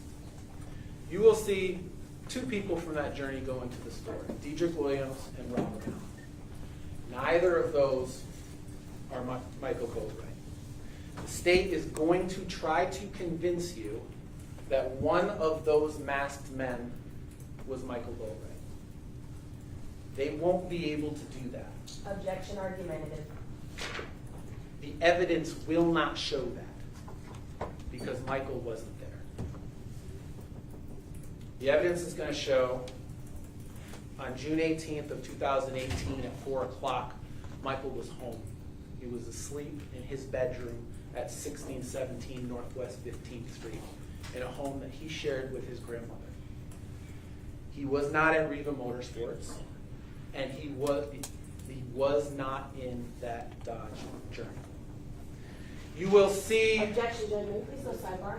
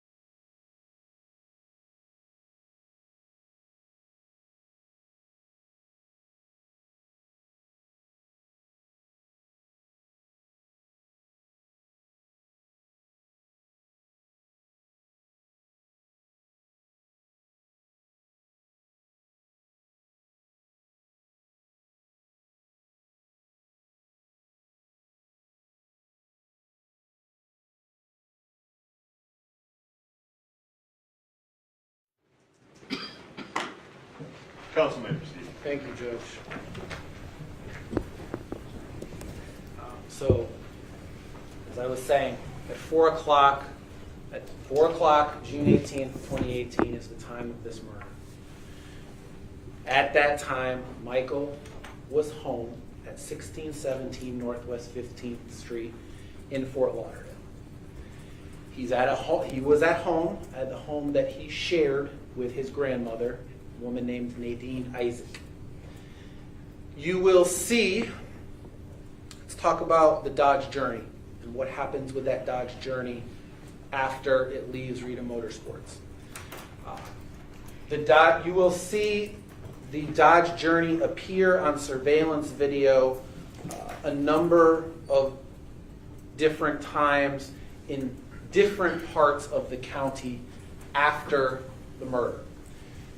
You will see, the first time you will see it appears at 4:25 p.m. You will see the Journey pull up on a road next to an apartment complex called the Driftwood Apartments. And you will hear that that is the area where Robert Allen, again, the man that we see in the surveillance video with Dedrick, where Robert Allen lived at that time. But you will see the Journey doesn't turn into Driftwood Motorsports. You will see that it turns away, doesn't turn into the Driftwood apartment complex. It turns away from the Driftwood. And you do not see the Journey again for another hour. And it was in that hour between 4:25 and 5:30 that Michael comes into the picture. The Journey went to a number of different places, but it went to Michael's home. And Michael, at that point, came into the came into the Journey. And you will hear that that was because Robert Allen asked him to park the Journey at the Driftwood apartment complex. And at 5:30, you will see the Journey pull into the Driftwood apartments. You will see it park at the Driftwood apartments, and you will see two men on surveillance video get out of the Journey. This is now an hour and a half after the homicide. And you will see the two men that get out of the Journey at that point. One of them is very clearly Michael Boatwright. You'll see that he's wearing shorts, he's wearing a t-shirt, he's wearing a backwards cap.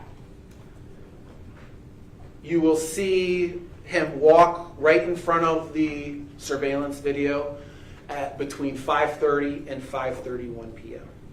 Now you will hear that Michael's home is just a very short few miles away in Fort Lauderdale from the Driftwood apartment complex. They're close together. And you will see that when Michael is on that surveillance video, that neither him nor the man that he is with are carrying anything that looks like a gun. They're not carrying anything that looks like money. They're not carrying anything that looks like a Louis Vuitton bag. You will get to see Michael's demeanor as he's very kind of lazily walking on that sidewalk. It is not the video of a man who has just committed a murder. The evidence will show that night that Michael was with, at different parts of that night, both Robert Allen and Trayvon Newsome. The evidence will show that Michael took some very stupid photographs with some money that Robert Allen had. I don't want to hide that from you. You will absolutely see those photographs. And the evidence will show that at some point, Michael learned that someone named XXXTentacion had been shot and killed. And you will see that much later that Michael starts to get nervous about the fact that he moved the car, that he handled some money after the homicide occurred.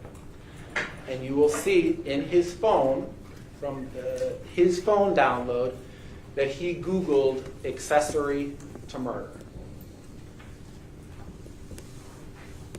Accessory to murder.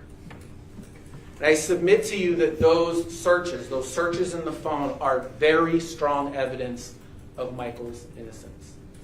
The state is alleging that he was the shooter in this case.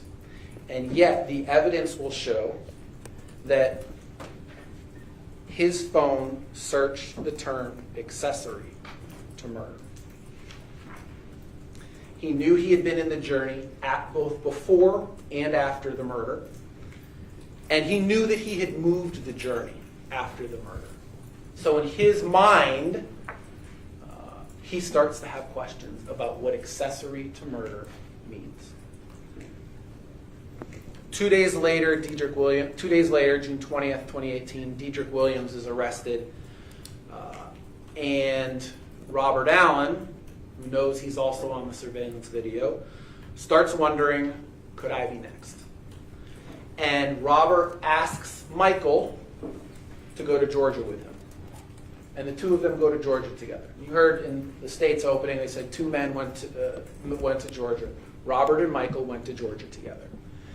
And you will hear that Robert Allen, who knew that he had been on that surveillance video and knew that what his role in this homicide was, you will hear that he stayed up in Georgia. And law enforcement had to come get him up in Georgia. Michael did not. Michael came home. He came back. When he gets Robert up there, he comes back to Fort Lauderdale, and he comes back to 1617 Northwest 15th Street in the home that he had been living in.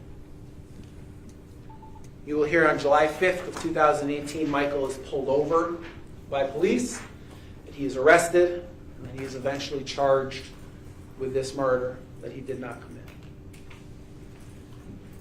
Let's talk a little bit about how the police got there. All right? And I want to talk about their investigation. I will remind you that this was the summer of, this is the Broward Sheriff's Office that was investigating this homicide. This was the summer of 2018. Scott Israel was the sheriff. And the Broward Sheriff's Office was under an extraordinary amount of pressure to solve this crime. Their credibility as an institution was at stake. And then all of a sudden we have a celebrity who has been murdered. And they wanted to solve that crime as quickly as they possibly could. So, BSO sees the surveillance video in Riva. And they learn that a Instagram account by the name of Tattoo Man Chucky has Dedrick's Instagram account. And they see that the person in the surveillance video is wearing these very distinct orange slides. Orange, they're like Crocs or sandals, but very distinct orange. And police see on Instagram, Dedrick Williams has these very distinct orange slides. And police go to Dedrick's house, they search his house, they search his car, and they arrest Mr. Williams. The entire search of Dedrick's house, they do not find anything linking Michael Boatwright. The entire search of Dedrick's car, they do not find anything linked to Michael Boatwright. It is at this point that police learn three very important facts. One, they learn that the woman who actually rented that Dodge Journey, the Journey that we see in the surveillance video, was a woman named Tony Robinson. And she tells police that the day before the murder, that she was with two other individuals who rented the car with her. She says one of them was Robert Allen. She says one of them was someone named Boatwright. So that was essentially instance one for VSO regarding someone named Boatwright. Two, police searched Dedrick Williams' cell phone. And in Dedrick Williams' cell phone, they find a name, Lil Boat, with the phone number 754-207-1410. And third, the reason that Michael sits in this chair is police get the phone records for 754-207-1410. And those phone records ping to a tower near Riva Motorsports. And from there, with BSO, it was full-on tunnel vision. A phone that Michael used was at the scene of the crime. He must have been there. And so on July 5th, 2018, Michael's in a car. He is stopped. He is arrested. There are two phones that are found in his possession, and police search one of them that has the number 754-207-1410. In this phone, they find some photos that Michael had taken after the murder, and they find these Google searches. And that was essentially the case against Michael Boatwright for 4 years. It was the phone, and it was the photographs. It assumed a whole number of things. It assumed that that phone was actually in Michael's possession at the time of the murder. And it assumed that only someone who had committed a murder would be searching about XXXTentacion, this celebrity who had just been murdered in Broward County, and most of Broward County had heard about it. In fact, there was evidence that police ignored about the phone. There was evidence that that phone was not in Michael's possession that day. And that comes from two very important sources. One was Tony Robinson. Tony Robinson is the woman who rented the car. And she told police that after the Dodge Journey was in a crash, she received a phone call from Boatwright, not from Boatwright's phone. She says that she received a call from Michael Boatwright, who was using Robert Allen's phone on June 18, 2018. And you will see evidence in that phone that a number of other men have used that phone before. That this was a phone that was used by multiple people in Michael's community. That it was not just Michael's phone. But police ignored that.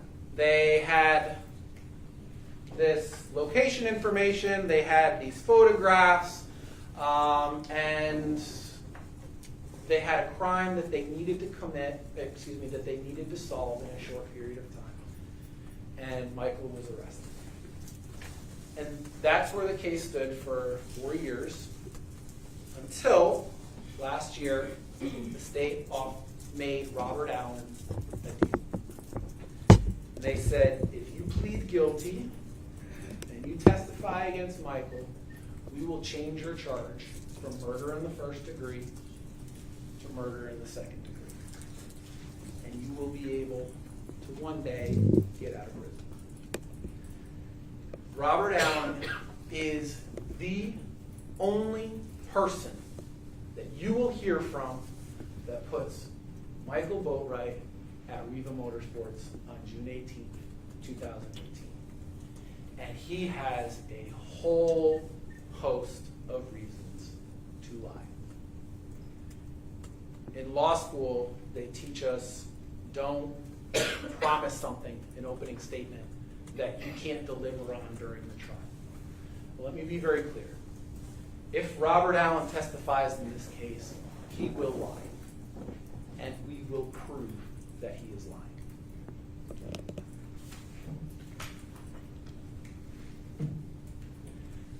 Police ignored an extraordinary amount of evidence that Michael was not the killer, was not involved in this case.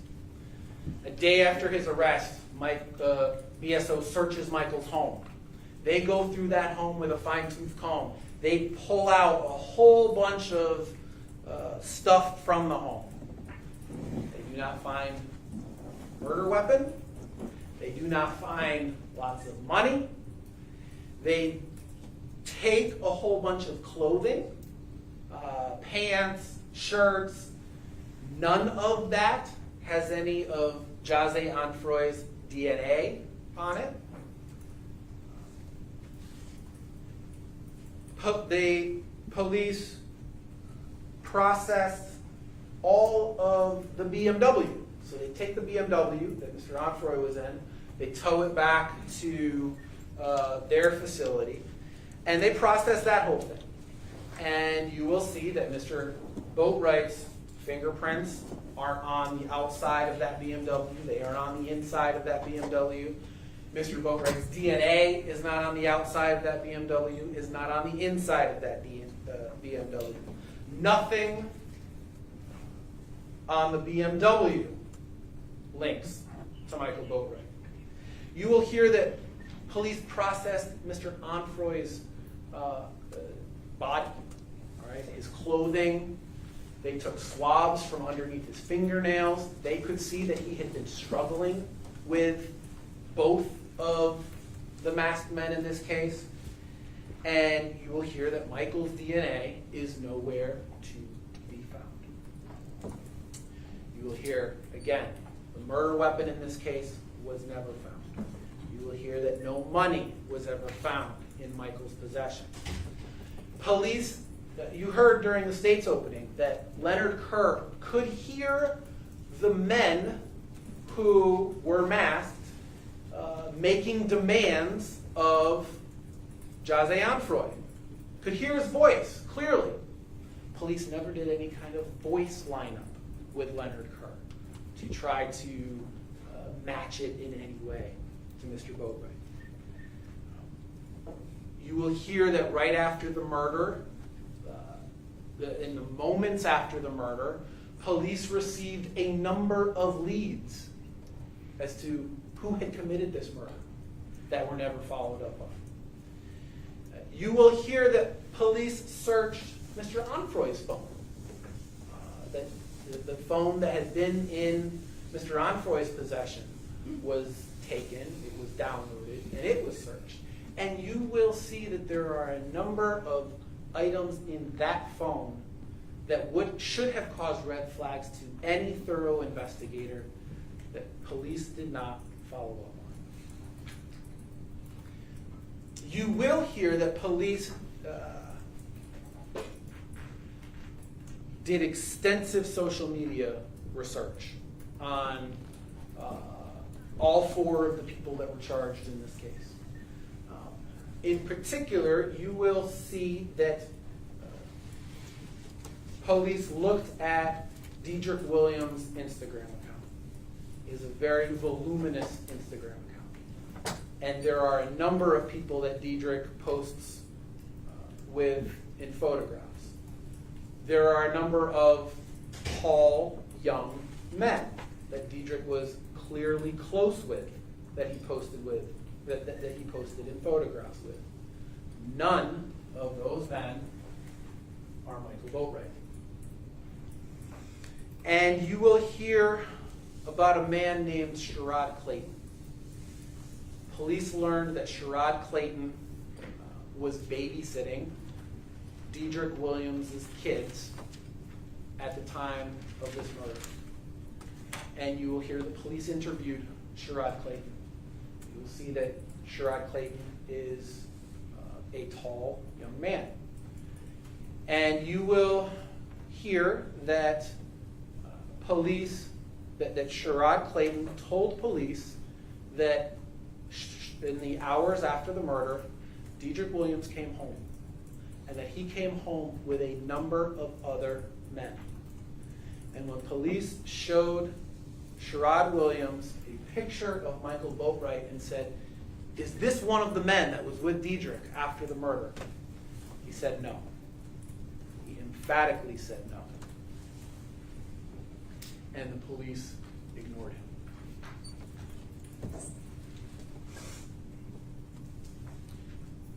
The state is going to be able to show a number of things. They're going to be able to show that Michael had contact with that journey, that he was in that journey, both before, in the day before the murder and after the murder. They're going to be able to show that a phone that he sometimes used was at the scene of the crime at the time of the murder. And they're going to be able to show that Michael had spent time with Trayvon and Dedrick and Robert Allen after the murder. But that little bit of smoke doesn't cause a fire that can be used to convict Michael Boatwright. The state will not be able to prove to you that Michael himself was present at Riva Motorsports and that Michael himself participated in any murder. You're going to hear a lot of information in this trial. The quantity of that information will be extraordinary. Right? You've already heard a lot of information from me. Right? The judge will tell you at the end of this trial that it isn't the amount of information that you hear, but it is the quality of that information. And for all of the information that the state will present, there will not be any hard evidence of any quality that Michael was involved in this murder. The overwhelming question that you're going to have to answer is this: are you sure, beyond all reasonable doubt, that Michael Boatwright was at Riva Motorsports on June 18, 2018, and that he participated in this murder? They won't be able to prove that to you because he wasn't there. And at the end of this case, the only true verdict based on evidence and on the law and on justice will be one of not guilty. Thank you. Ladies and gentlemen, before we get to the next opening statements, we're going to take about a 5-minute comfort break so the parties can use the restroom and what have you. We are going to finish the last two opening statements if they wish to do so, and then we'll break for lunch. But we'll take about a 5-minute comfort break here, which you can do back in that spacious jury room, but when you're ready to come out, let the deputy know that you've all had a chance to use it if you wish, and then we'll proceed again. It'll probably be about another 30, 40 minutes, and then we'll break for lunch. All right.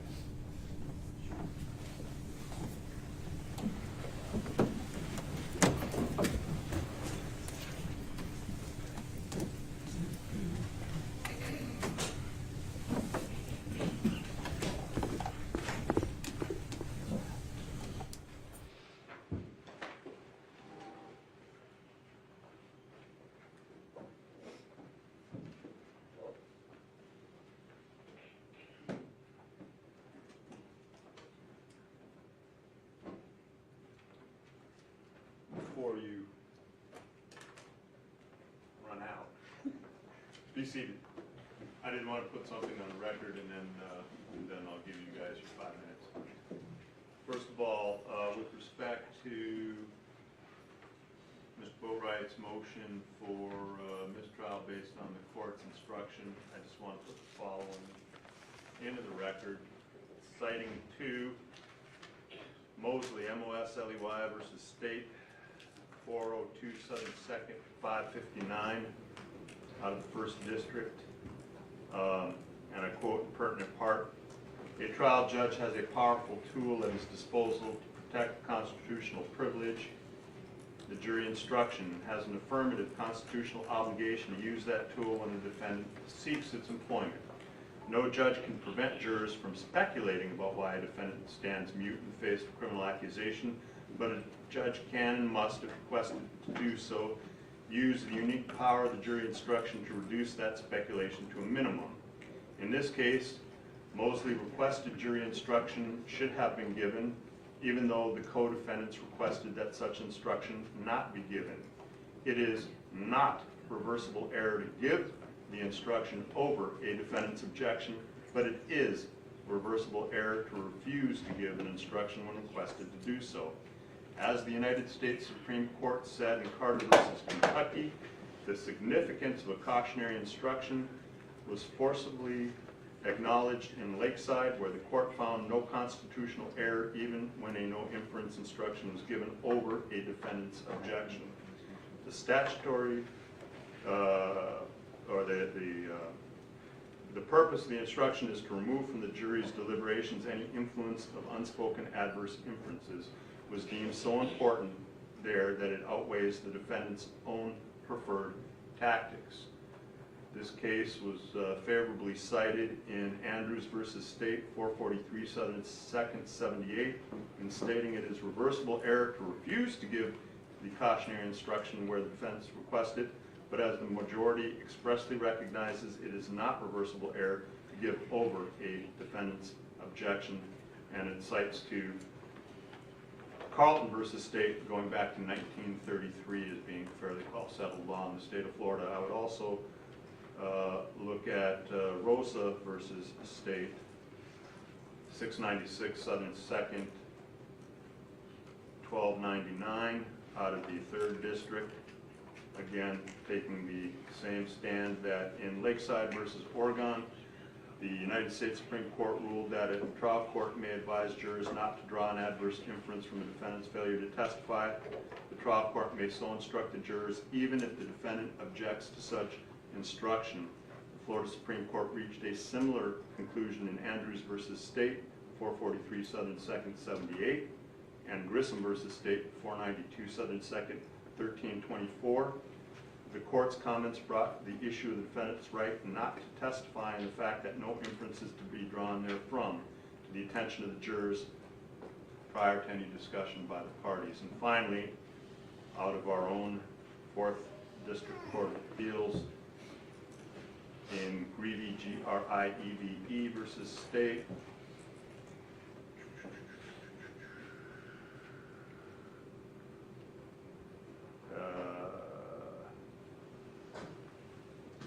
court states, in this case, the trial judge correctly and extensively stated the law regarding defendant's right to remain silent at trial. As the Supreme Court indicated in Andrews versus State, which I previously cited, the trial court's recitation of a correct instruction on the defendant's right to remain silent at trial, such as those contained in the Florida Standard Jury Instruction, is not error even when given over the objection of a defendant. Thank you. So, use record.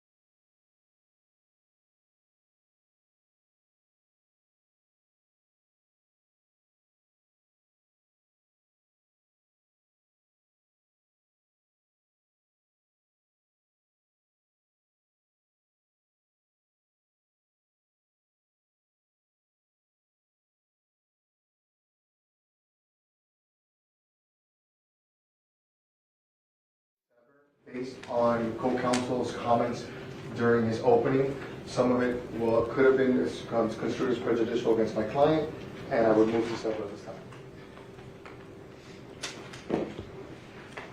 I object. Okay. I mean, this is not anything that we didn't already know with respect to the inextricably intertwined evidence amongst the three co-defendants, including what potentially one co-defendant may argue against the other, is actually probably expected given the type of trial that is proceeding with co-defendants. So I don't believe it rises to the level and meets the burden of severance. All right, yes.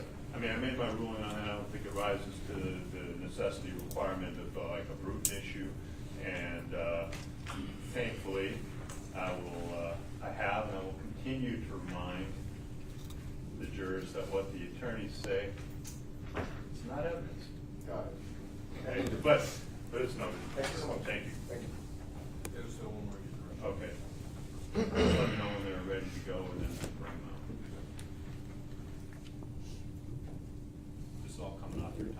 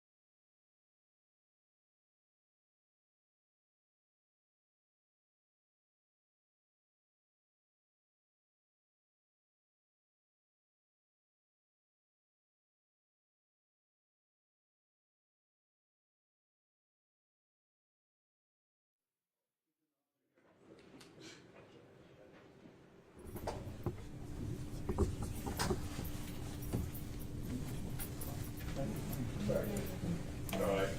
You're the one person I can't actually see because of the monitor. Sure, you're hard, but that's all right. All right, bring them up.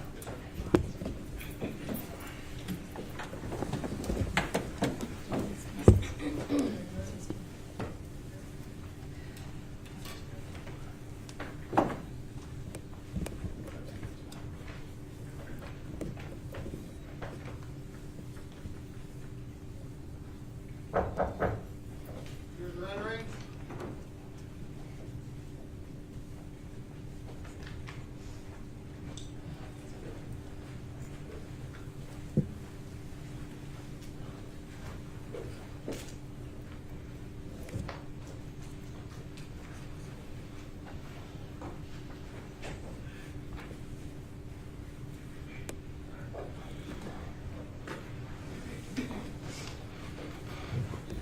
Parties may be seated. Court will come to order. The parties are present. The jury panel is present. On the back. Counsel Ms. Williams, did you wish to make an opening? Yes, sir. Thank you so much. You may. It's good afternoon. How are you guys? We've met before in Wadire. I want to take this opportunity again to thank you guys for your sacrifice and for your attention on behalf of Dedrick and on behalf of my entire team. I really thank you for your sacrifice and for your attention. This case, I was retained on this case almost immediately. So on June 19, 2018, I had the opportunity to, as many criminal defense attorneys and prosecutors that handle homicide cases, I was able to go to Riva. So first thing I did, I went to Riva. And when I got to Riva, is the first time that I understood exactly Mr. Onfroy's impact. When I got there, there was an entire block of candles and pictures, and I'm talking about the entire block. And I knew who he was, because even though I'm 50 and I like rap music and stuff, I knew who he was, I knew of his music, but I really, until I got involved in this case, I didn't understand exactly what type of an international celebrity he was and what type of impact he had. Now, you as jurors can be saying, well, what does that have to do with anything? And I understand that idea, because at the end of the day, a life is a life. And my life is equivalent to anybody else's life, no matter who you are, even if you are an international celebrity. But the issue is, and what you're gonna see in this case, is that when it comes to law enforcement and the way that law enforcement deals with certain cases, it does matter. And they do investigate it differently. And as the case progresses, the evidence will show you that law enforcement took different steps that they wouldn't take if it was me or you or any other person. Now, to properly set the stage, and I know Mr. Kimok touched on it, and some of the stuff, I'm gonna try not to be duplicitous, but forgive me if I do touch on certain topics, because we are involved in a similar case. To set the stage for you, it's 2018, and he kind of touched on it. February of 2018 was the Marjorie Stoneman Douglas tragic school shooting. I'm going to object to these comments. Not relevant and also sparking. Overruled. Like I was saying, that was a horrific, tragic incident that affected Broward County. It affected the citizens of Broward County. It affected BSO. So when you're talking about a law enforcement agency with their back against the wall and with the whole world already watching, that's where they were at in February of 2018. Then all of a sudden, arguably one of the most famous entertainers literally in the world is killed in Broward County. That's where BSO was, that's where Broward County was, and all of a sudden they need to figure this out quickly, because it affects everything, and the evidence is going to show that their way to figure it out quickly is they give this case to Detective Curcio, and you're going to meet him. And he's a very experienced detective. As a matter of fact, he's the same detective that was handling the Marjorie Stoneman shooting, which we'll get into that when he's on the stand. But what they do is they try and wrap it up really quick. And I compare it to a gift wrap. Not just a regular gift wrap. I'm talking about the kind you get at Macy's, the professionally done one. That's what they want to do to make it look really nice, and so that the detective can take it to his division chief, and then it goes up the chain of command to the captain, and then that little gift wrap box, the solution to the problem, goes to the state attorney's office, eventually gets assigned to an ASA, and eventually they bring it to you. But as jurors, your job is to really look in the box and find out exactly what happened in this case. And you're going to see that when Mr. Kimok was talking about tunnel vision, this case was all about tunnel vision. Okay, now, many cases that I've had, from the beginning of my career, doing misdemeanors, federal cases, state cases, prosecutors, they love to come in here and they put on their phone pointer finger, the kind you get at the Marlin Stadium. Objection, and argumentative, Judge. One more to what you anticipate they will see. I got it. So, as jurors, just because they're saying that someone did something, your job is to really look at the evidence and find out if they did it or not. Now, the positive thing for you all and for Dedrick is that there's different types of evidence. There's testimonial evidence, which you're going to see people testifying, taking the stand, swearing to tell the truth, and testifying. There's circumstantial evidence, okay? And then there's something like video evidence. And the good thing about video evidence is that you all, sitting here, can look at a video and you don't need ASA Shields or you don't need Detective Curcio to tell you what a video is. You have two eyes and you can figure it out. And in this case, and the evidence will show, when you look at that video, okay, and you're gonna see how Detective Curcio testifies, I want you all to remember this moment and to think about the distinctions in what a seasoned homicide detective is telling you, what a video shows, and what you all are looking at, and see the distinction and ask yourself why. Why would a seasoned homicide detective make those distinctions and testify that way when I'm seeing with my own two eyes? And you're gonna figure out that it's part of the gift wrap, the solution. Let's figure this out quick, because we need to give everybody, the whole world, a solution, a resolution to the nightmare that was when Mr. Onfroy was killed. Because no doubt about it, for Broward County, for everybody involved, it was a nightmare. Now the video, it's gonna show Dedrick there, okay? You're gonna see it for yourself. Now, what the prosecution has hitched their wagon to, okay, is Robert Allen. And Mr. Kimmock also touched on Robert Allen. And I'm here to tell you that Robert Allen, first of all, he sat in jail for 4 years. It's not like if that guy was like, all of a sudden wanted to, hey, I'm gonna do the right thing. No, he sat in jail for 4 years, okay? And then eventually, he came forward and he's giving multiple different versions of what occurred. And when you finally see him testifying and you finally see us cross-examine him, remember and ask yourself, can I convict Dedrick if I don't believe Robert Allen? The answer is no.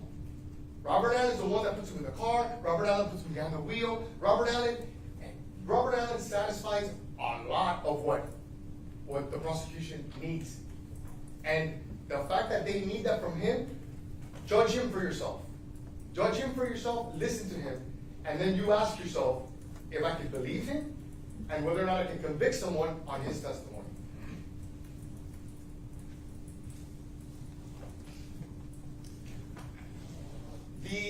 The video, which Mr. Kimmock he was pretty thorough about his explanation of the video. The next time you see that Dodge, it's in an accident. And it's in an accident like it got T-boned by another car. Totally unexpected. Was my client in the car? No. My client's not in the car.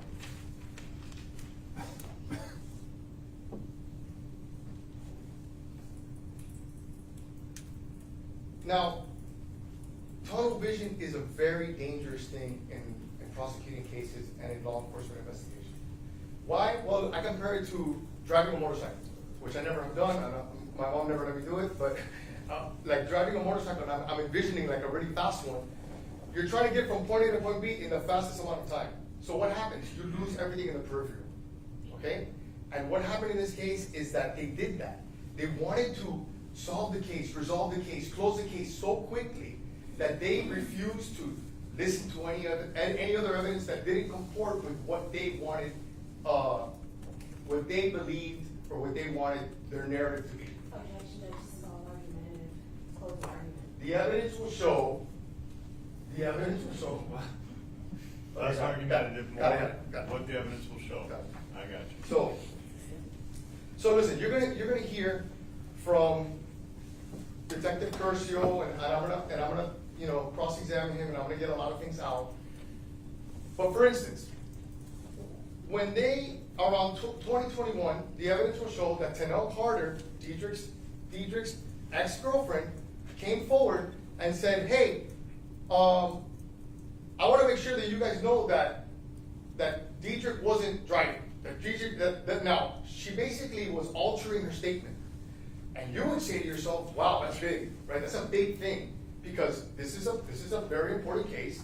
This is, as you can imagine, one of Broward County's more important cases, simply because it involves a celebrity, which it shouldn't be, but it is, okay? And you have one of their main witnesses, one of the witnesses that they're relying on to put him in the car, that they're relying on to put him behind the wheel. She comes forward, and the testimony will show, and the evidence will show that they didn't do anything.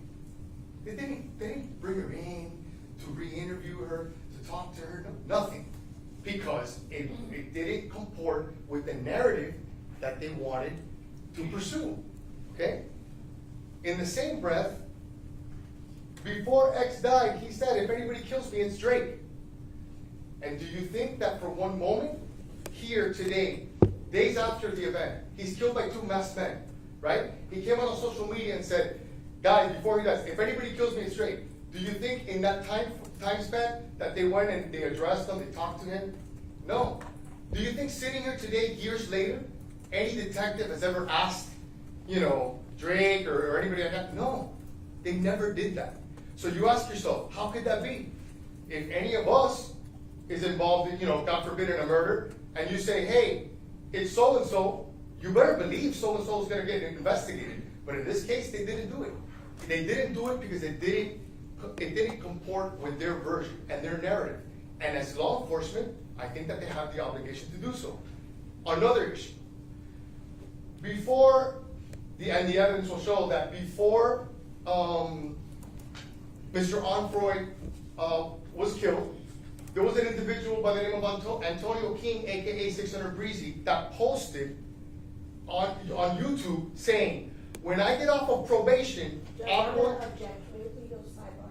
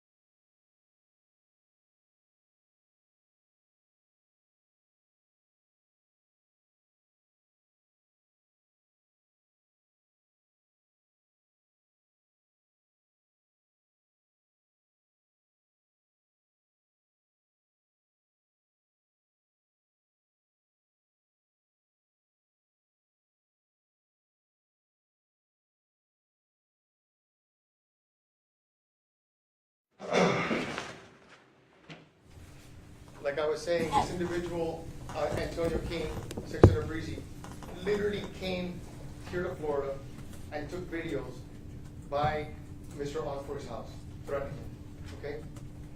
Fast forward, he's shot by 2 masked men. Do you think BSO ever investigated this? Do you think anyone in Broward County ever, went to ask him any questions? To this day, years later, that's never happened. So ask yourself, why? Why would they not investigate it? Because it doesn't comport to the narrative that they want. And that's going to be a motif in this case. You're going to see that it's consistently the same issue. It's not what they want to hear. It's not what they want to hear. So they don't investigate it. And they have an obligation to do so. You're gonna hear from Cleopatra Bernard, Mr. Onfroy's mom, and she's gonna sit there, and she's gonna tell you that the reason that she wanted security with Mr. Onfroy on the day that he was shot was because of the issues that he had with Drake and Migos.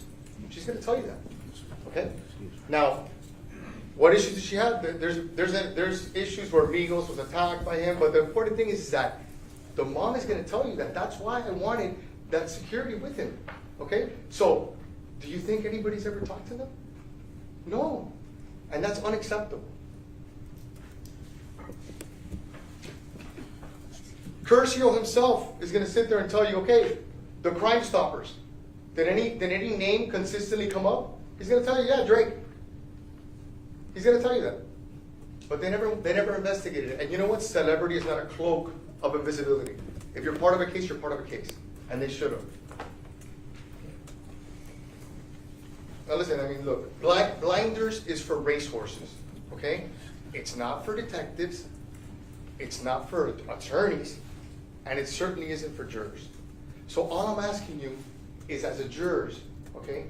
My job as an attorney is to ask questions, and your job as jurors is also to ask questions, okay? I mean, you can't really verbally do it like I'm doing it, but you can ask questions to yourself, okay? And inquire, why did this happen this way, okay? And I'm looking forward to spending these weeks and these months together with you so we can figure out what the truth is in this case. And I feel really blessed to be here for Dedrick. I feel really honored to represent him, and I'm looking forward to, in this time that we have together, to get to the truth. Because when we get to the truth, you guys are going to find that Dedrick is not guilty of these crimes. Thank you so much.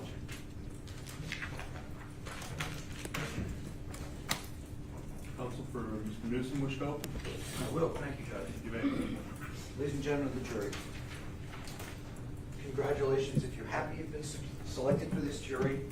My condolences if you're not, but we know you're going to do a fabulous job, and we appreciate the responses you gave us. Trayvon Newsome wasn't there that day. He is an innocent man wrongfully accused because of the choice of people he hung out with, and guilt by association, and an investigation that didn't look into all the cracks and crevices that needed to be investigated. Robert Allen is the unfortunate friend of Trayvon Newsome.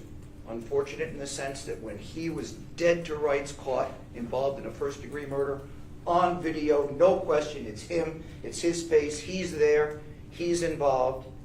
The police looked into his social media and found friends that might fit the description of the people that you see in that video jump out of that car with guns. But you cannot tell for 1 second who those two people are that jump out of that car. So what you have to do is look at what the evidence will show. Now, my opening statement and all opening statements are supposed to be about what the evidence will show. But in this case, I'm going to tell you what the evidence will not show. The evidence will not show that any firearm was ever recovered that could be matched or linked to Trayvon Newsome. The evidence will not show that anything from a thorough search of his home where he lived with his father and his sister, including digging up his entire backyard because they heard the money was buried there, turned up anything that would link Trayvon Newsome to this terrible crime. The evidence will not show that Trayvon has ever made a statement of admission or any statement that would link him to this terrible crime to any third party or anyone else for that matter. The evidence will show no DNA whatsoever found on the body of Mr. Onfroy or on that car. Although you see a tussle going on, you see they allege he goes around the car and gets actually into it, no DNA whatsoever linked to Trayvon Newsome. No fingerprints linked to Trayvon Newsome. No cell phone evidence places Trayvon Newsome anywhere near that scene of the crime that day. No credible eyewitnesses. No proof Trayvon was ever at Riva that day. No less that he's that shadowy person you see in the video jump out of the car and appear to brandish a firearm. Now, the state has told you that there's evidence found at the homes of the defendants. Not Trayvon. Nothing. So be careful when the words "they" are used in this trial, because it's not Trayvon that they're talking about. The vast majority of times they'll tell you that. You will see a video of Trayvon later on in that car, because he knows these guys. Mr. Allen testified that Trayvon had been staying at his house for a few days before this. This is his friend who's turned on him. you'll hear that later on, and you'll see that an hour or two after this terrible thing happened, Trayvon's in that Dodge Journey. These guys share everything. Phones, the photos of each other, the car. They're living together. But he is not a person that was at the scene that day participating in this homicide. And the vast majority of evidence will show that when you look at it reasonably and without the blinders on that my co-counsel so aptly just pointed out law enforcement seems to have about this case. You'll see he and Mr. Boatwright casually get out of the car, walk into an apartment, casually walk back, get into the car again. Not the slightest sign from them, not knowing they're being observed or that later on a jury's going to look at what's going on. Nothing to suggest that this terrible crime had just happened or that he has been a part of it in any way. And you've already heard that that Dodge Journey is in a car accident shortly later that day. But what you haven't heard yet is that Trayvon goes to that scene of that accident because he's got a license to claim that car back. You've been in a horrible murder, attempted robbery in that car 2 hours before, and you go to where that car is now in the hands of law enforcement and say, hey, can I take the car back? My buddy's rented this car. And by the way, he had nothing to do with renting the car. But Mr. Allen asked him to go and collect the car because he's the only one with a license. Would he do that? Is that evidence of guilty conscience or exactly the opposite? Use your common sense.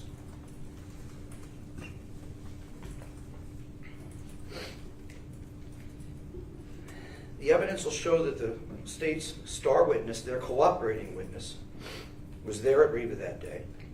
Unmistakable video evidence. He had no choice but to eventually admit his guilt and to testify against the 3 people the police had already figured may have been involved. You heard 2 people took off and went to Georgia. Trayvon Newsome found out the police were looking for him. His father came and hired me, and we voluntarily surrendered him to Detective Curcio because we knew we'd have our day in trial someday down the road, and the evidence was never going to be able to prove he was there because he wasn't.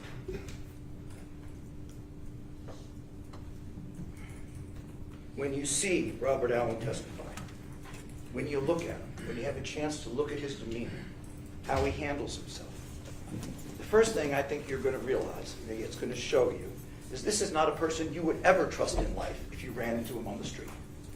You would immediately be leery of him. Never trust him.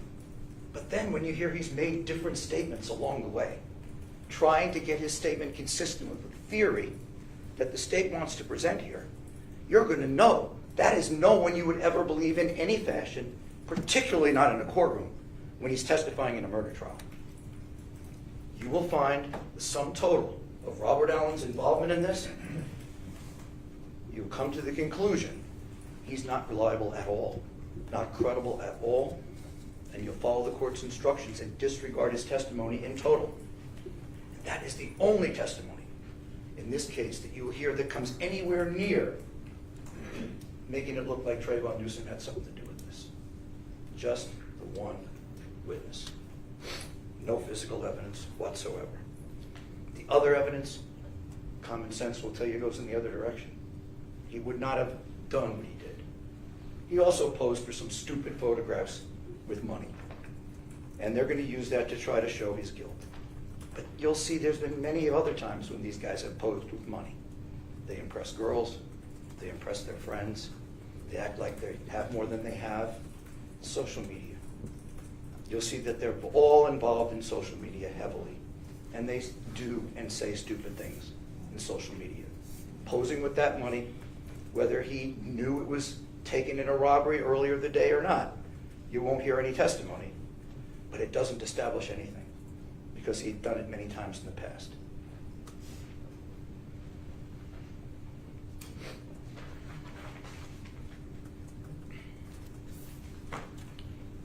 In opening, the state says that the evidence will show that the 2 co-defendants who went into Reba, that are there on video, were communicating by cell phone with the people in the car. Not Trayvon.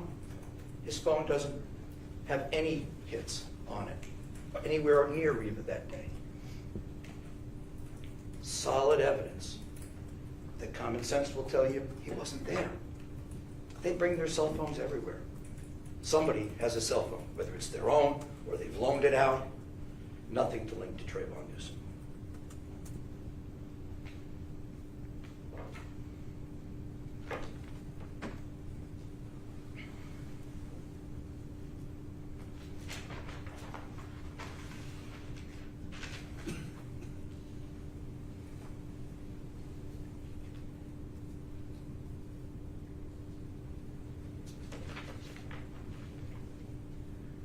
Again, what the evidence will not show.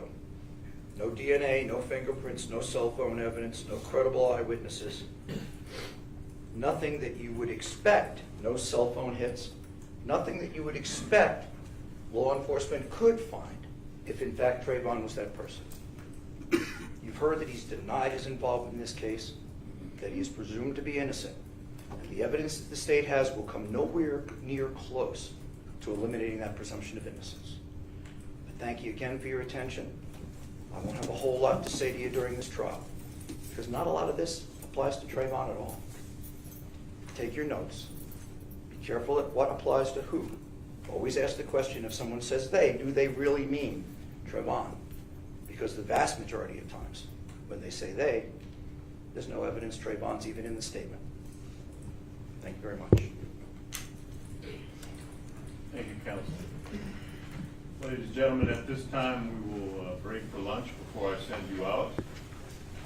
You'll hear the familiar words.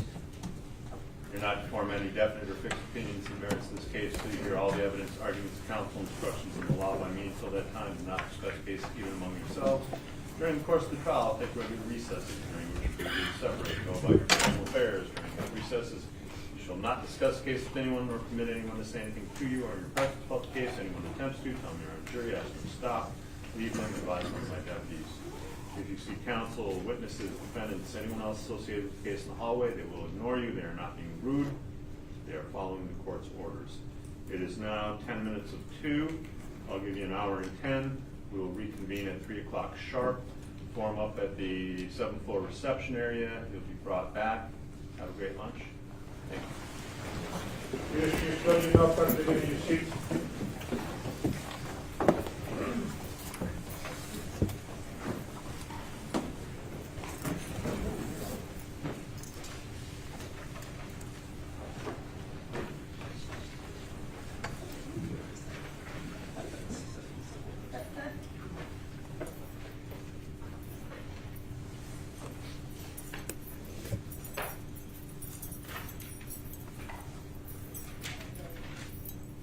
All right, parties present, jurors are absent. Anything else to discuss? We'll invoke the rule at this time. Rule of sequestration is invoked. All parties, any witnesses that may testify should not be any longer in the courtroom.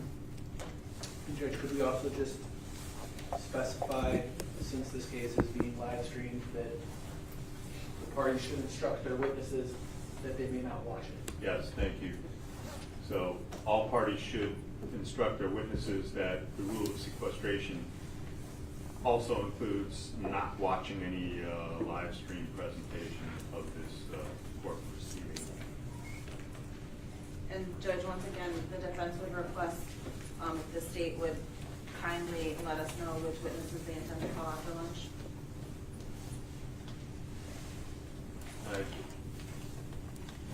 Did you wish to do so? No, Your Honor. Okay. Well, let me only ask this.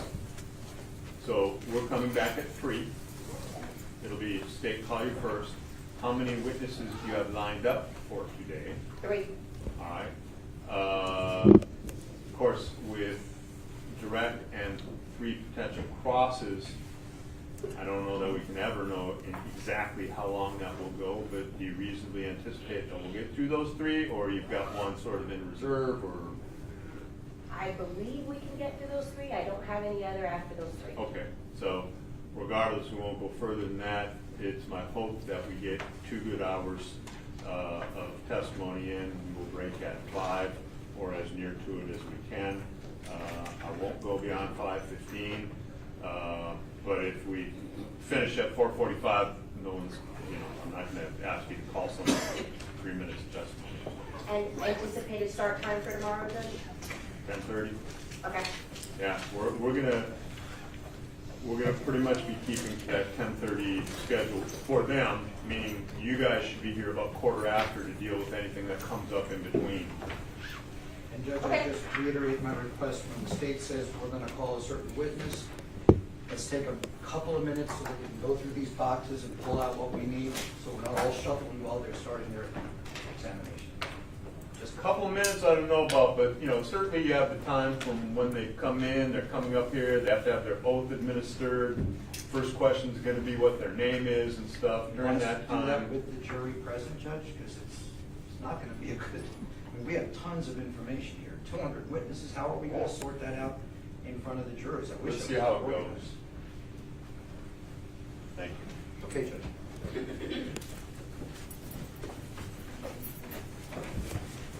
Folks, I'm into the manual, we may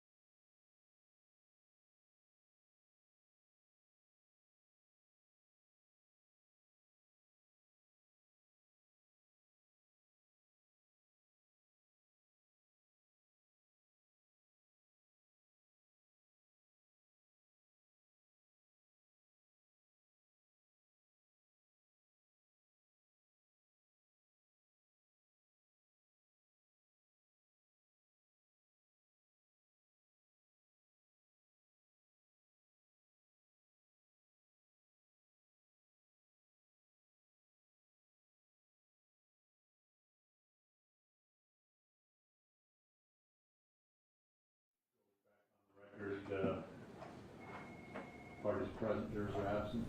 Counsel? Judges, we're all here, I want to see if we can sort of first date now, so I can put it in the order. For the grant. Between you guys. Maybe pick a Friday. Usually, Certainly it's a Friday morning, Morning? because he's saying, because he's gonna be in session, Right. or with, For Fridays, hey, I don't know how much I mentioned this to the rest of you, I know I told George. Anyway, every Friday I'm gonna have calendar call usually runs till around 10:30 or 11, sometimes a little longer, so probably our Friday sessions with the jury will be starting at 1. So you should have Friday mornings to accomplish all the rest of your Friday.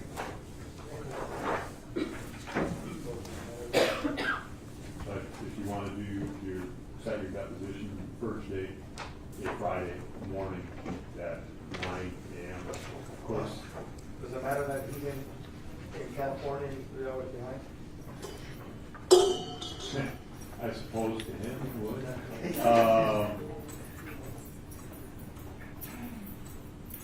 I mean, the other thing that you can do is set it for 5 or 5:30 local time, which is when we would be done here, and it's 3 hours, you know, it's like, Okay, that was, you prefer Friday?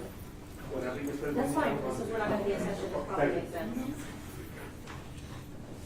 Judge, I'm just showing you the evidence we plan on utilizing some of it. very nice, thank you. If you want to play it, just leave on it. You know, the 12 signs have a euro. The advice that told them to press the button with the right to go outside. They use the restrooms at this Well, point. it's not 40 feet, it's my evidence. So we won't jump.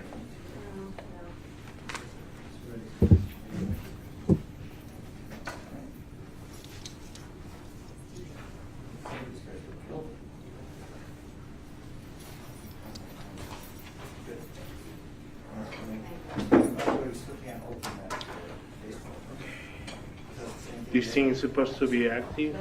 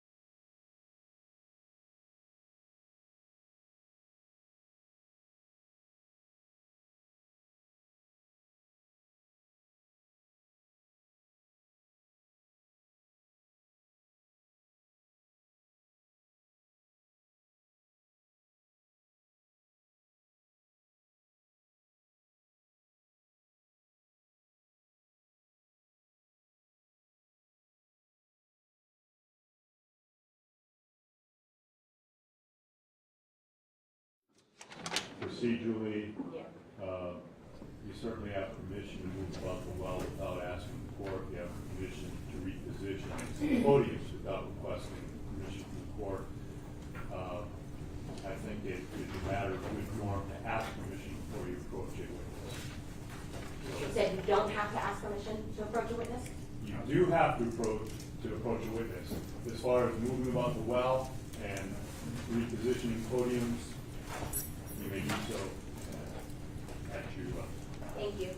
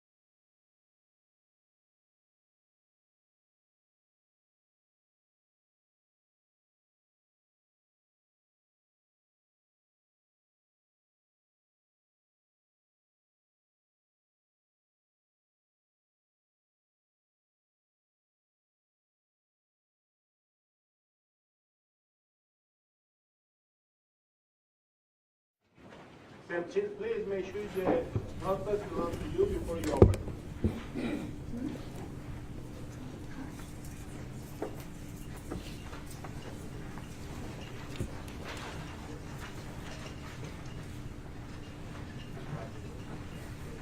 So make sure your phones are off.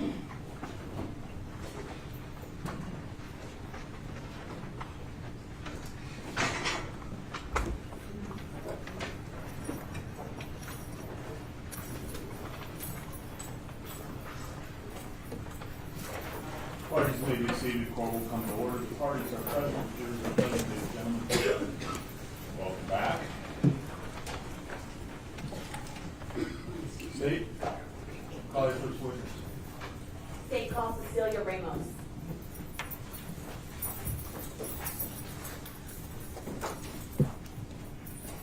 Miss Cecilia Ramos.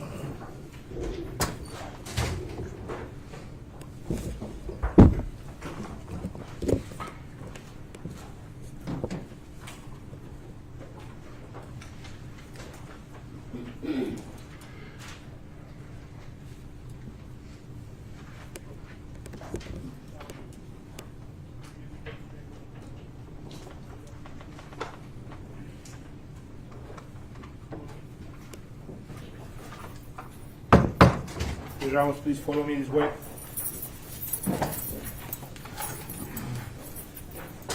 Mr. Ramos, will you please leave your stop right there for me? And just follow me this way.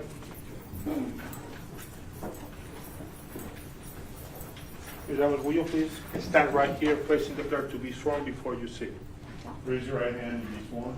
Do you solemnly swear to tell the truth, the whole truth, and nothing but the truth? Yes. Thank you. You may be seated. Thank you. Thank you. Please state your full name and spell your last name for the record. Cecilia Ramos, Ramos. Thank you. Counsel, you may report. Thank you, Your Honor. Good afternoon, Ms. Ramos. Good afternoon. How are you doing? I'm well. All right. So this is a big room, lots of acoustics.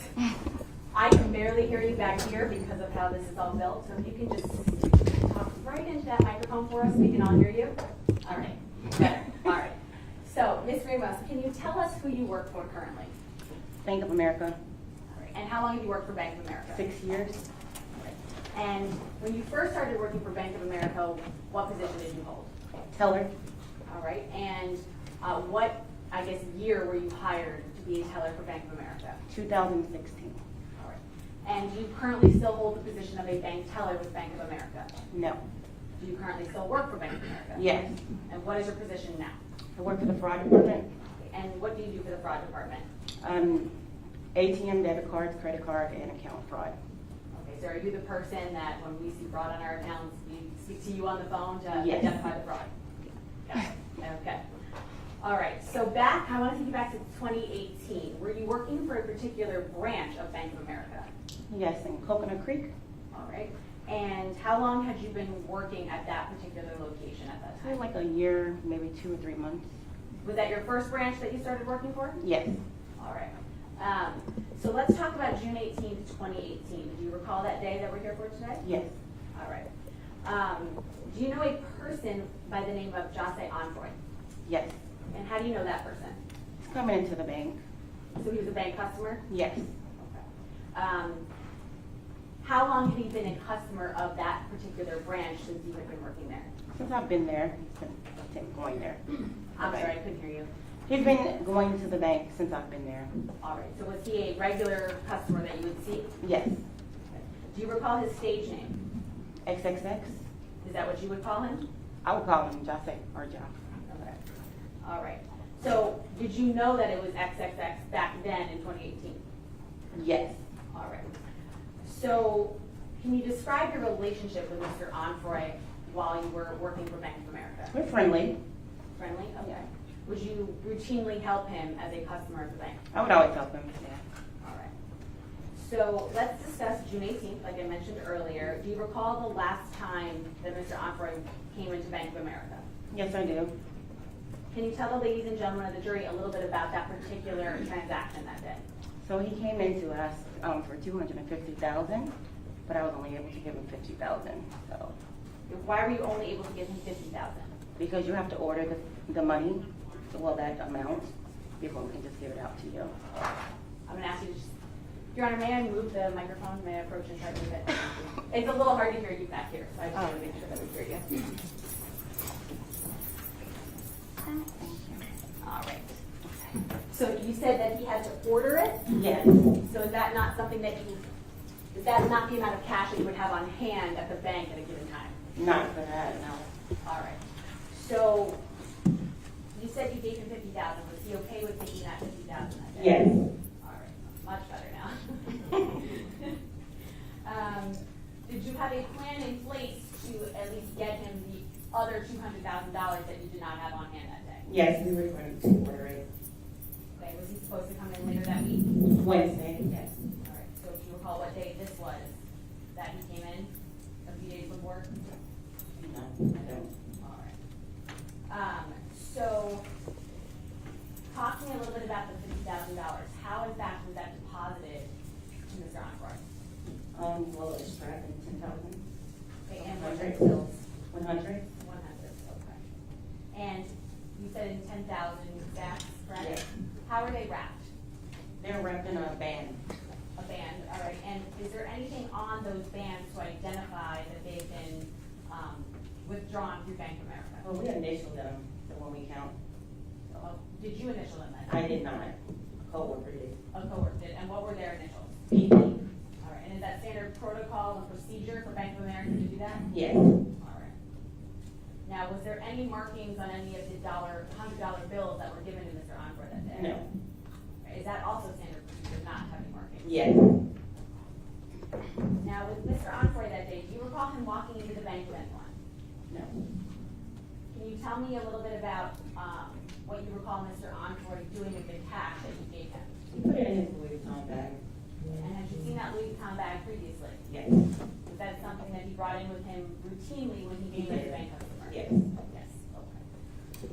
I'm gonna just slow you down a little bit. I know it's nerve-wracking being up there, but we need to get down the record properly, so just make sure that I'm allowed to finish my complete question first, and then I'll have you answer, okay? All right.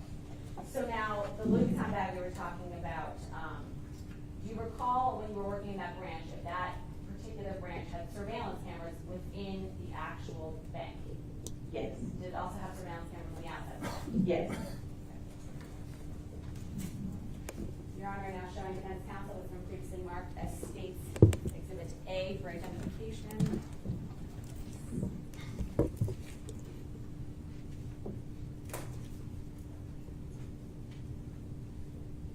May I approach the witness, Your Honor? You may. All right, Ms. Ramos, if you can take a look at this for me, I'm showing you it's been previously marked as State's A for identification. Do you recognize it? Yes, I do. Okay, and how do you recognize it? My signature and. Okay, and what is it? No, what? Oh, Mr. Bennett of the bank. Okay, and you previously took a look at this video, correct? I did. And you did that with myself and Mr. Shield? Yes. Okay, and do those videos fairly and accurately depict the transaction that took place on the day we were just talking about with you and Mr. Onfroy when you gave him $50,000? Yes.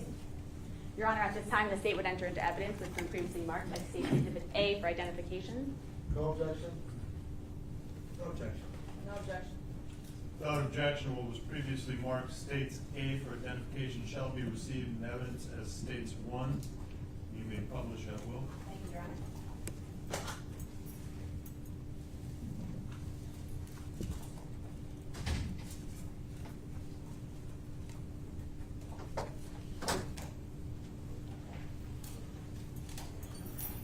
It looks like we might have lost connection.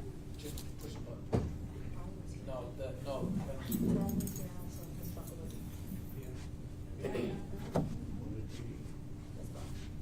No, I'm. We got tech. It's not connecting. It was on 2 seconds ago, yeah. Defer to the expert. We came prepared, Judge.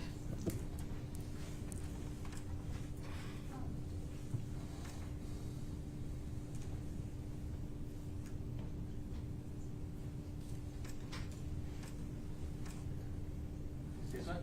No, that's yours. No, that's not it. No. No.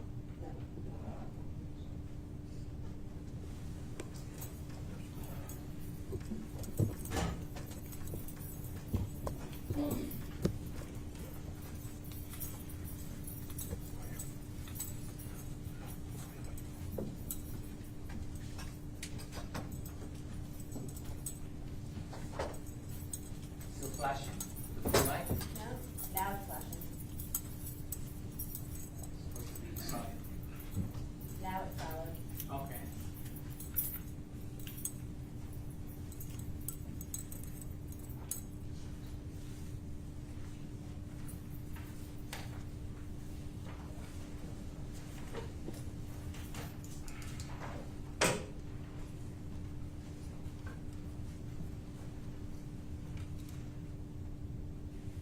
This one.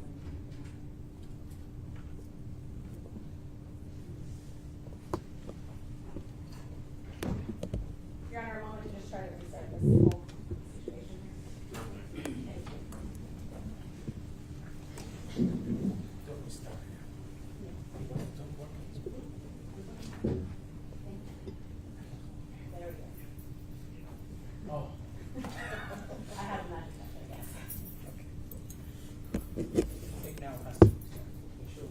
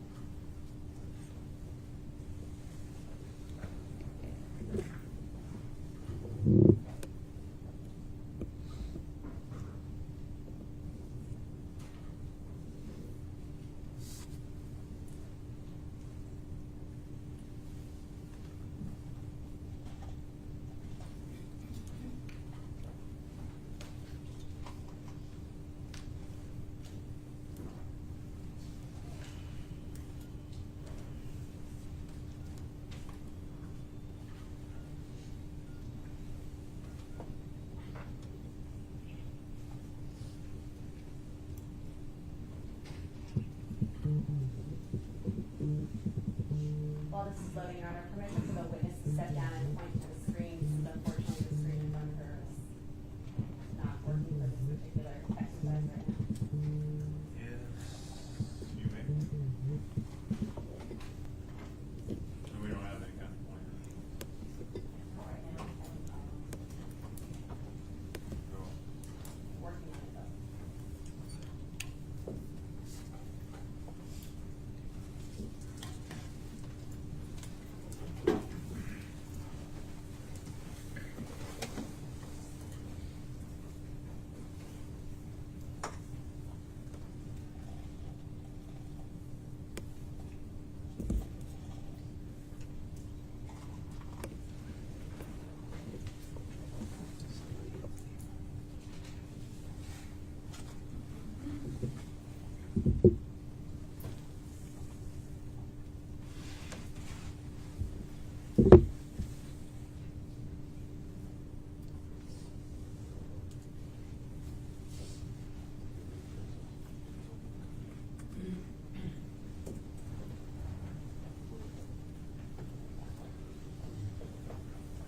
All right, Ms. Ramos, are these all the cameras, or at least most of them, that we're looking at for Bank of America branch that you worked at? Yes. Now I'm going to click on a particular camera, camera 4. Actually, I'm going to click on camera 2 first. Can you please stand up and just point to where you see yourself? Okay, and that's the bottom left-hand side of the screen? Yes. Okay. Now I'm going to click on camera 4.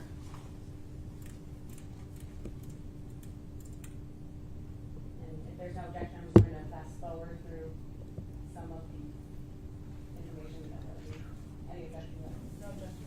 No objection. No objection. Proceed.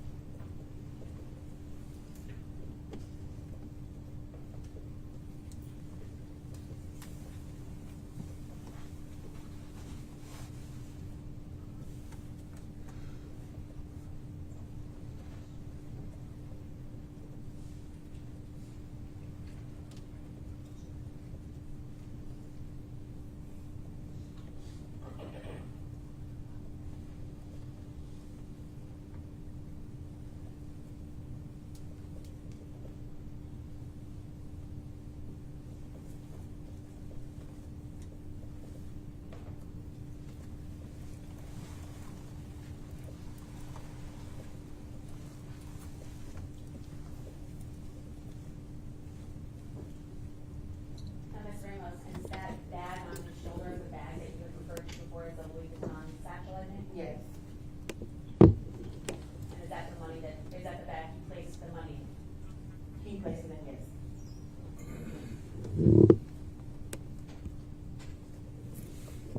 During your encounter with Mr. Onfroy during this time, what was his demeanor like? It's fine. He seemed happy.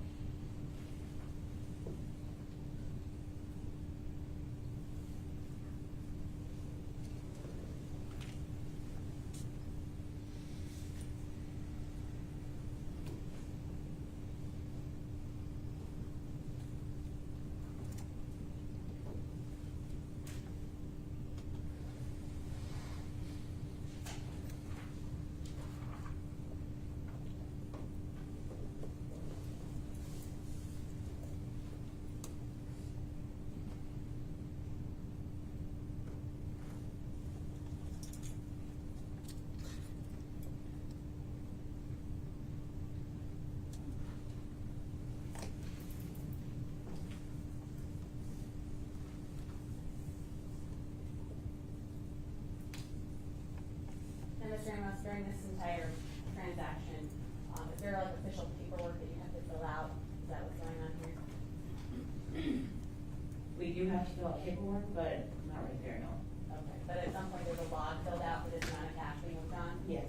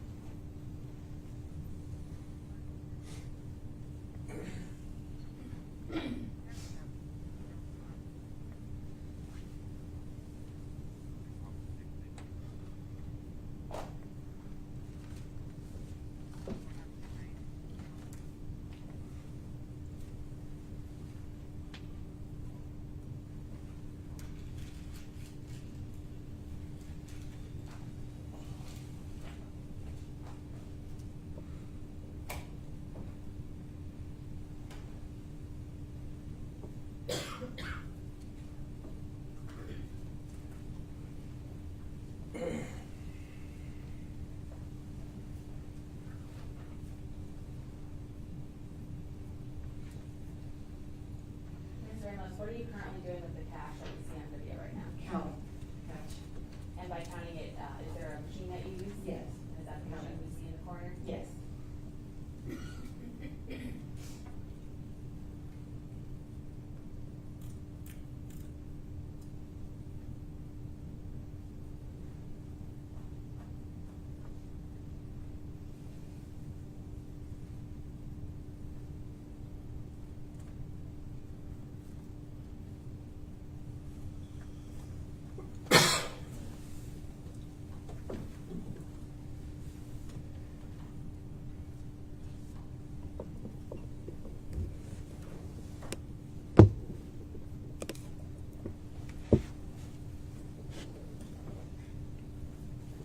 Okay, nothing further from this witness room.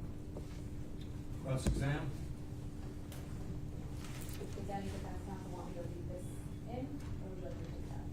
I'm not interested. No? Okay. I will check it.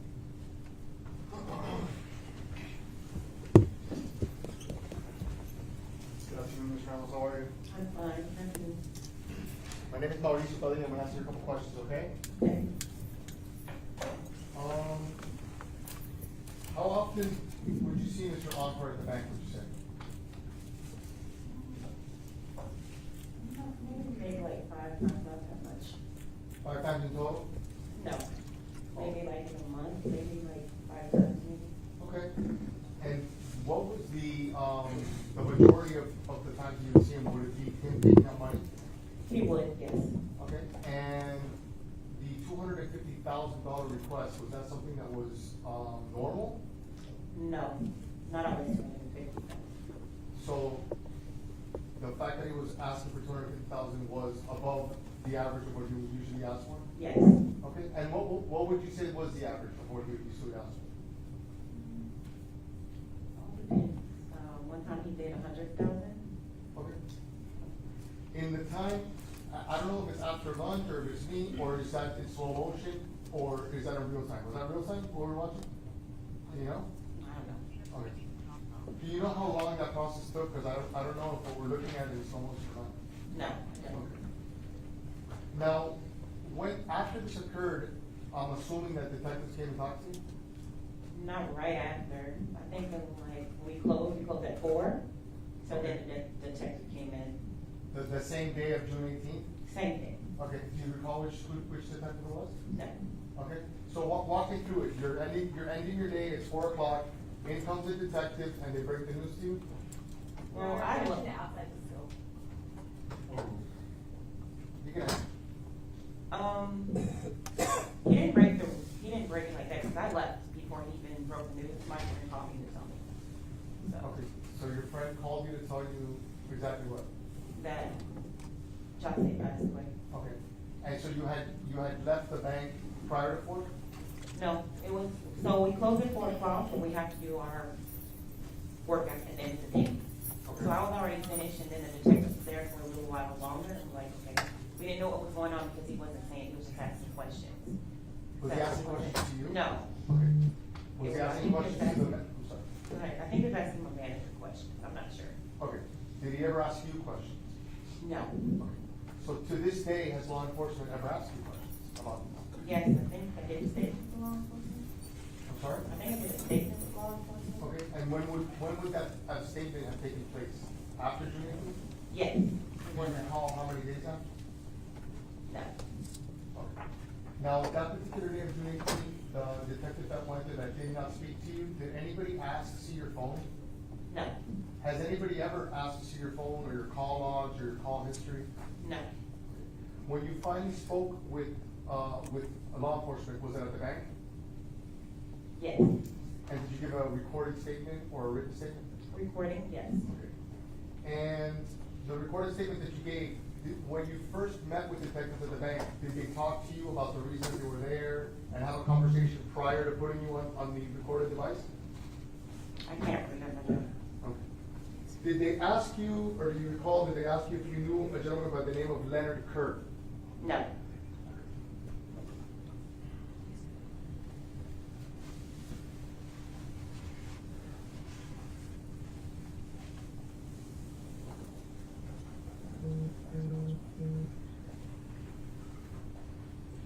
In the video, was he, at one point, was Mr. Onfroy on the phone? Yes, Did you hear what he was talking about? no, Did you guys have a conversation during this transaction? we didn't. Okay, and what did you guys talk about? He was telling me how people were like tarnishing his name, saying that he was selfish, and I was just trying to get him, positive feedback on that, so. That's all. Okay. He was saying, that people were saying that he was selfish? People were, yeah. Okay. Did he discuss anything else with you at that moment?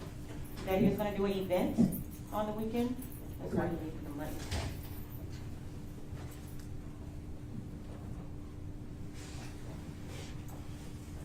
Now, your particular bank, you can do a wire transfer, correct? Instead of giving somebody money, you could transfer funds to another bank? At the bank? Yeah, No. You can do a wire. you can do a wire. Okay. I have no further questions, thank you. On behalf of Mr. Boatwright. Yes, Your Honor. Good afternoon, Ms. Ramos. Good afternoon. You indicated on direct that you were friends with Mr. Onfroy. We were friendly, yes, How long did you know him? since I've been to the bank, How long was that? so maybe a year and 2 months or 3 months. Okay, did you know he was coming to the bank on June 18th? No, Okay, so he just showed up? yes. Was he alone? Yes, he was when he came in, yes. Okay, do you know if anyone was outside waiting for him? No, And that was not normal for Mr. Onfroy, correct? no, And why do you say no? because normally when he comes in to withdraw large lumps, there's other people with him. And in fact, you would say he had an entourage. Yeah, You just stated on direct that he was withdrawing the money to do an event. yes, Do you know anything else about that event? no. Nothing further on. Thank you. On behalf of Mr. Oh, no questions, sir, thank you. Thank you. Regret? Yes, later on there.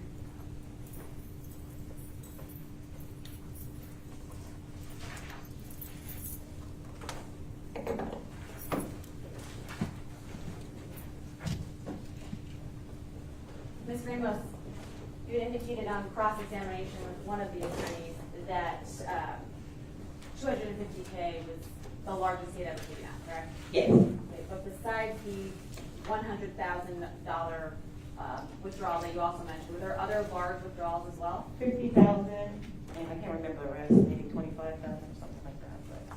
But is it safe to say it was typically large amounts of money he was withdrawing? Yes. Okay.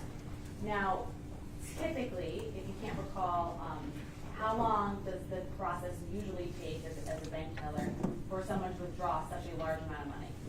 Maybe 30 minutes, maybe. All right. So it's not a short process? No.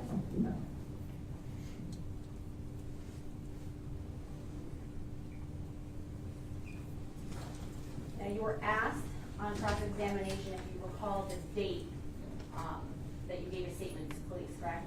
Yes. Do you recall that date at all? No. Would anything help refresh your recollection as to that date? Maybe not this evening. Do you have a copy of your statement with you? It's in the back, though. I have a copy for you. So,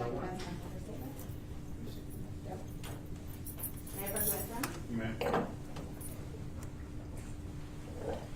All right, Mr. Ramos, take a look at your statement for me and let me know if your memory has been refreshed. Yes.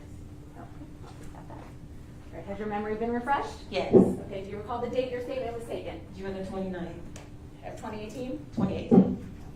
All right.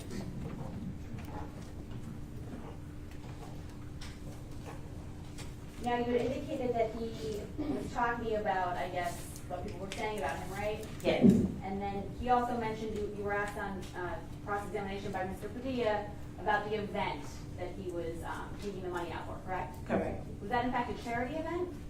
I'm not sure. Okay, you don't recall? No. I have no further questions. Read based on reading. No, Your Honor. Thank you, you're excused. Thank Please do you. not discuss your testimony with any other witness.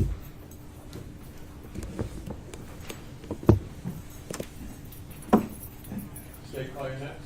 Yes, before we call it, do we have a private comment right now? All right,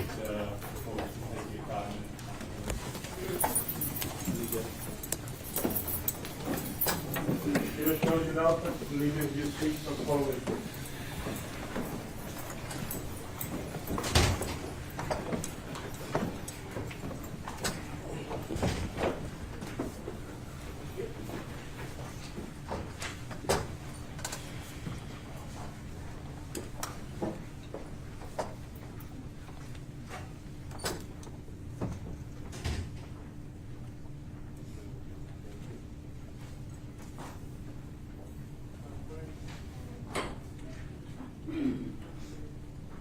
Okay.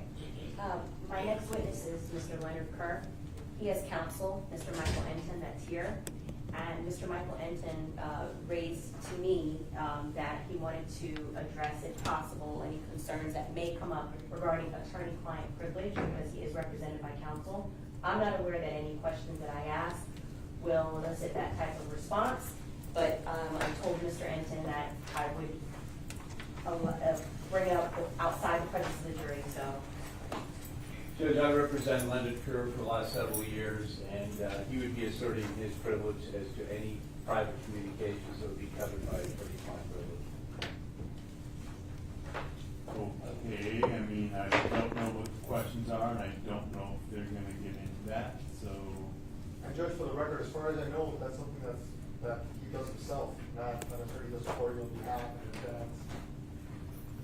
You would have to assert that privilege. Contemporaneous. Yes. You folks have way more knowledge than I do, whether or not that's likely to come up. It's not likely to come up during the state's direct, but Again, does anyone, I'm not pinning you down on this, I'm just saying, do you anticipate that you might get into areas that might be covered in that? I mean, to answer that question without hearing his direct would be, I don't know, something. Okay. I guess we'll have to play it by ear. Judge, it's just my concern that we're starting, a big witness at 4:15. I'm not certain that we'll finish by 5:15. I'm just letting you know. I don't think we will. I mean, I think Ms. Hill's concern is valid, just because I expect Mr. Kerr's testimony to be lengthy, at least even on direct, and I know that there's, I'm sure they want As far as we to. do, make best use of our time. Just let her know. Thank you. Yeah, no. So I Judge, have no difficulty with the witness coming back along. Sure, and as to, just so that the other witnesses that the state has lined up, may I at least release them for now? Because of the late hour. If parties are assuring you that this will take more than 45 minutes, it sounds like it will, then you're free to let them go. Thank you, Judge.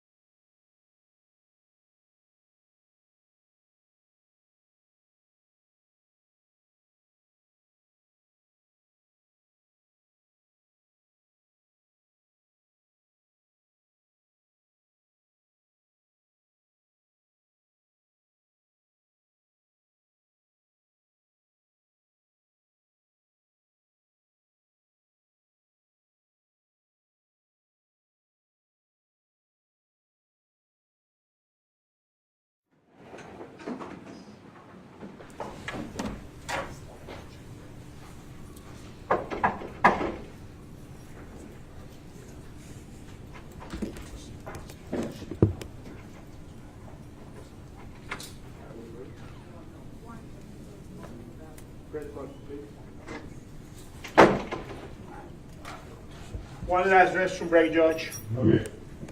No worries. Let me know when you're ready. Yes, sir. We will know you.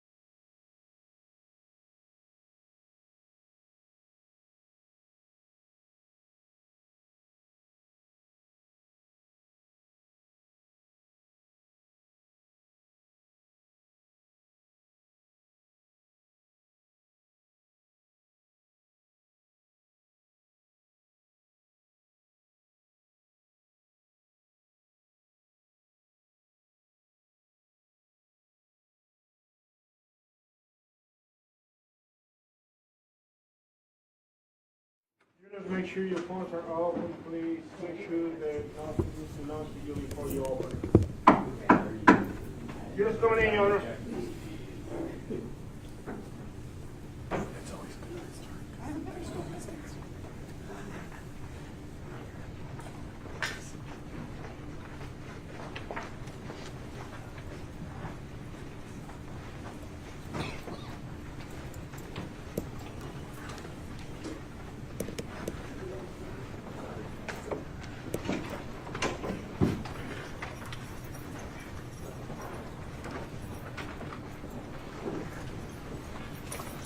Parties may be seated. Court will come to order. The parties present to the discussion, ladies and gentlemen, welcome back. State call your tax.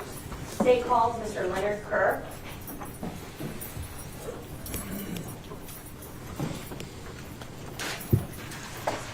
Mr. Leonard Kerr.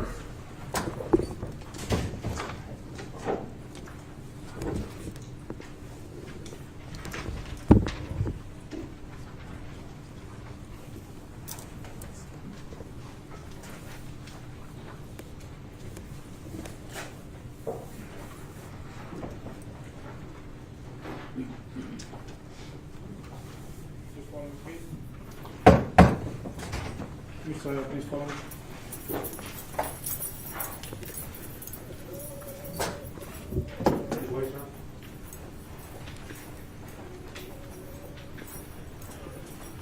Mr. Kerr, please stand right here facing the clerk to be sworn before you sit. Raise your right hand and be sworn. Do you solemnly swear to tell the truth, the whole truth, and nothing but the truth? Yes, sir. Thank you. You may be seated. Thank you, Pat. You can see right there. Right there. Right in Mike. Thank you, sir. Good. Please state your full name and spell your last name for the record. Full name is Leonard Kerr, and my last name is Kerr. Your name, Clara. Thank you. Good afternoon, Mr. Kerr. Good afternoon. I see that you talk a lot softer than me. Do you mind just pulling up a little closer and you can talk right into the microphone so we can all hear you, okay?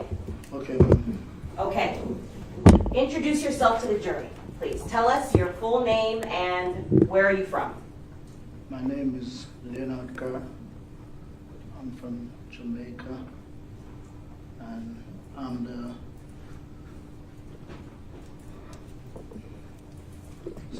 the uncle of ex-smaller brother Aiden Kerr. Okay, so we'll break that down a little bit.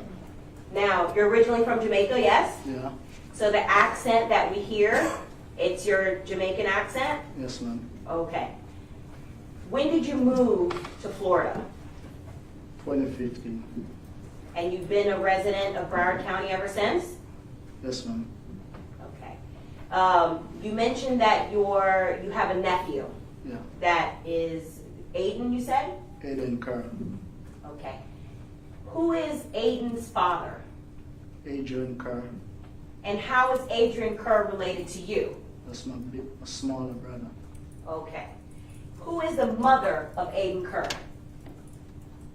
Cleopatra. Cleopatra, what's Cleopatra's last name? Bernard.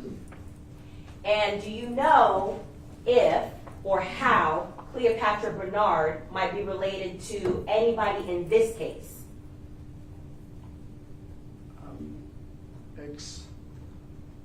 Jahseh Onfroy, mom. Okay, so Cleopatra Bernard is the mother of your nephew, and she's the mother of the victim in this case, Jahseh Onfroy? Yes, ma'am. Okay. How old is Aiden now in 2023, if you know, approximately? Approximately 12. 12? Yeah. Okay.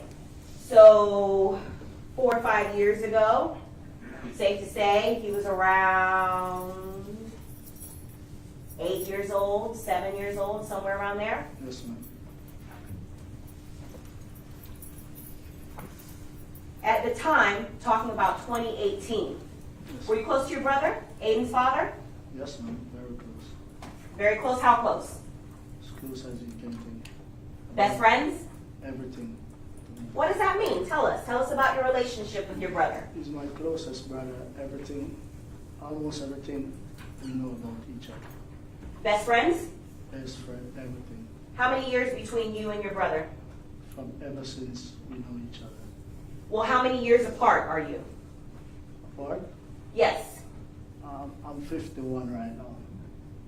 51 years old. And how old is your brother, if you remember? I don't remember exactly the age, right? Okay. Safe to say you're close in age and grew up close together. Yes, ma'am. Okay. Now, I'm going to take you back to 2018. By extension, you being close to your brother, were you also close to your brother's son's mother, Cleopatra? Yes. How so? As close as like she will ask me to do things for her. Things like what? Like if she like back then she will ask me to like go somewhere like to You'll have to speak up so that I can hear you and all of us can hear you back here. Come closer to the microphone, please. she maybe asked me to do things like go to the store or bring something to my brother or something like that. Back in 2018, what were you doing for a living? I was a cook. Okay, what kind of cook? What kind of food did you cook? Jamaican cuisine. A what? Jamaican cuisine. Okay, so like curry chicken? Curry chicken, brown stew chicken, oxtail, fried chicken, fried Sounds fish, delicious. jerk chicken, curry goat. All right. And would she ever ask you to cook for the family? A lot of times she maybe asks me like, sometimes just say maybe need like some pan of fish like on a weekend. She order it from the shop, pan of jerk chicken, whatever. And sometimes she asks me if she went out to do something, she maybe asks me to drop it by the house and I just drop it and move on. Okay, so you would actually cook for the victim in this case, on occasion. Sometimes when his mom asks me to prepare something from the shop. And what was your interactions with him during this time? How would you say your interactions were with him when you would cook for him or just do various things for the family? Interaction with Jahseh? Yes, with Jahseh. I just drop the food and move on. Okay. Were you friendly with him? Not like, I wouldn't say that. Now, what I'm asking is not if you were friends with him. Were you friendly? Were you cordial with him? Yeah, if I go there and I drop the food, he was like, he would greet me and I move on. Just drop the food, move on. 'Cause Okay. I have to go back to work or anything like that, so I don't. Who has to go back to work? Me. Okay. Now, did there come an occasion where you actually accompanied Jahseh to Riva Motorsports? Yeah, I've been with him. I want to talk to you about that. Had you ever, prior to the time that we're going to get into, where you were accompanying him to Riva Motorsports, had you ever done that before? I never accompanied him. I went there to meet him already. Okay. Had you ever assisted Jahseh in a similar fashion like that? Like going to help him with anything, whether it was food or car or anything? Yes, the time when I went there before, I would say I assisted him at the time. Tell us about that. Okay. His mom called me, asked me to accompany her to the, I didn't know where I was going, but she asked me to accompany her, and when I reached, I realized that he went to buy a bike. When he went to buy a bike, I drove his mom back to the house. Okay, so the time that you're talking about, was it prior to June 18th, 2018? No, it's before that, long before that. Long before that. Yeah. So when I say prior, that's what I mean. Before June 18th, 2018, Yeah. you accompanied Jahseh's mother to assist Jahseh from driving a new bike home. Yeah. Okay. And do you remember the shop that you assisted, where it was, or the name of the store? Actually, when I just come, that is actually almost when I just come here. So I didn't remember exactly if that was the shop I went. Okay, but you remember it was a bike store, like Yeah. motorcycles? Yeah, Okay. And whose car did you drive back? Cleopatra car, And what did Cleopatra drive back? Jahseh car. And what did Jahseh drive back? Jahseh ride the bike that he brought back home. During that time, do you recall if there was any security guards with you, Jahseh, and Cleopatra? I don't know if there was a security guard there. Did you see any? No, Okay. So you didn't see any security guards that were accompanying Jahseh that day? no, ma'am. Okay. Now let's talk about June 18th, 2018. Yes, ma'am. Okay. Start with earlier in the day before you went to Reba Sports. How is it that you even ended up with Jahseh that day to accompany him to Reba Sports? First and foremost, I was at the tag agency. I was trying to get a tag for a car. Then I leave and go to Western Union to send some money to my mom back home in Jamaica. Cleo called me and asked me where am I. I tell her, she asked me if I'm doing something. I tell her, no, not right now, I'm going back to the house. Okay? When I went to the house, she pulled up by the house and asked me if I could accompany Jahseh somewhere. I tell her yes. Which she picked me up in the car and she take me to the bank. What bank? Bank of America. Do you remember what city the bank was in? The bank was right off, I think, 441 and Jahseh Road right there. And where? 441 and Jahseh Road. Okay, is that Coconut Creek? Yeah, right over there. Okay. And what was the purpose of you going with Cleopatra to the Coconut Creek Bank of America? She told me that she wanted me to accompany Jahseh somewhere. After, on my way with her in the car, she told me that Jahseh is at the bank. That's where we're gonna meet up. Okay. And she dropped me, leave me there. I wait until Jahseh come. Me and Jahseh headed, we drive out. On our way. Let me ask you something real quick first. Did you go inside the branch? I don't remember if I did wait. After so long, I don't remember if I did go inside the bank. Okay. To your best of your recollection, did you wait outside for Jahseh? I think so. And how did you know what Jahseh was even driving? Were you familiar with his car? I know Jahseh car. Okay, what kind of car did Jahseh have? He did have a BMW. What kind? Describe it if you don't know the model number or the model line. There's just a little two-door BMW car. He did have a black. I'm sorry? A black two-door BMW car. Okay. When you say little, are you familiar with BMWs? It's a small car. I don't know the model of it. Okay. Was there anything distinct, for example, about the doors? When the doors open, it flip up in the air. Okay. So what some people commonly refer to as butterfly doors? They Yeah. open up, Yeah. like almost like a wing-like fashion? Yes, ma'am. Okay. And was, at the time in 2018, was it a newer model car or an older model car? Was it like a vintage antique, or was it a newer model car? For me, I would say that it's a new model car because I don't really know them like that. Okay, all right. And so you waited by the car for Jahseh? I think I wait outside. And how long were you waiting outside? I've been waiting for a while, a long while, maybe like about a half hour, 45 minutes. At some point, did Jahseh come out? When he come out, he was about to go to drive out. That's the time. Okay. Who else is with you at this point, with you and Jahseh? Just me and Jahseh. So what do you do next? I went in the car with him and we were driving. Who was driving? Jahseh. And what position in the car were you? I was in the front seat. Front seat passenger? Yeah. The type of car that is there any room for anybody to sit in the back?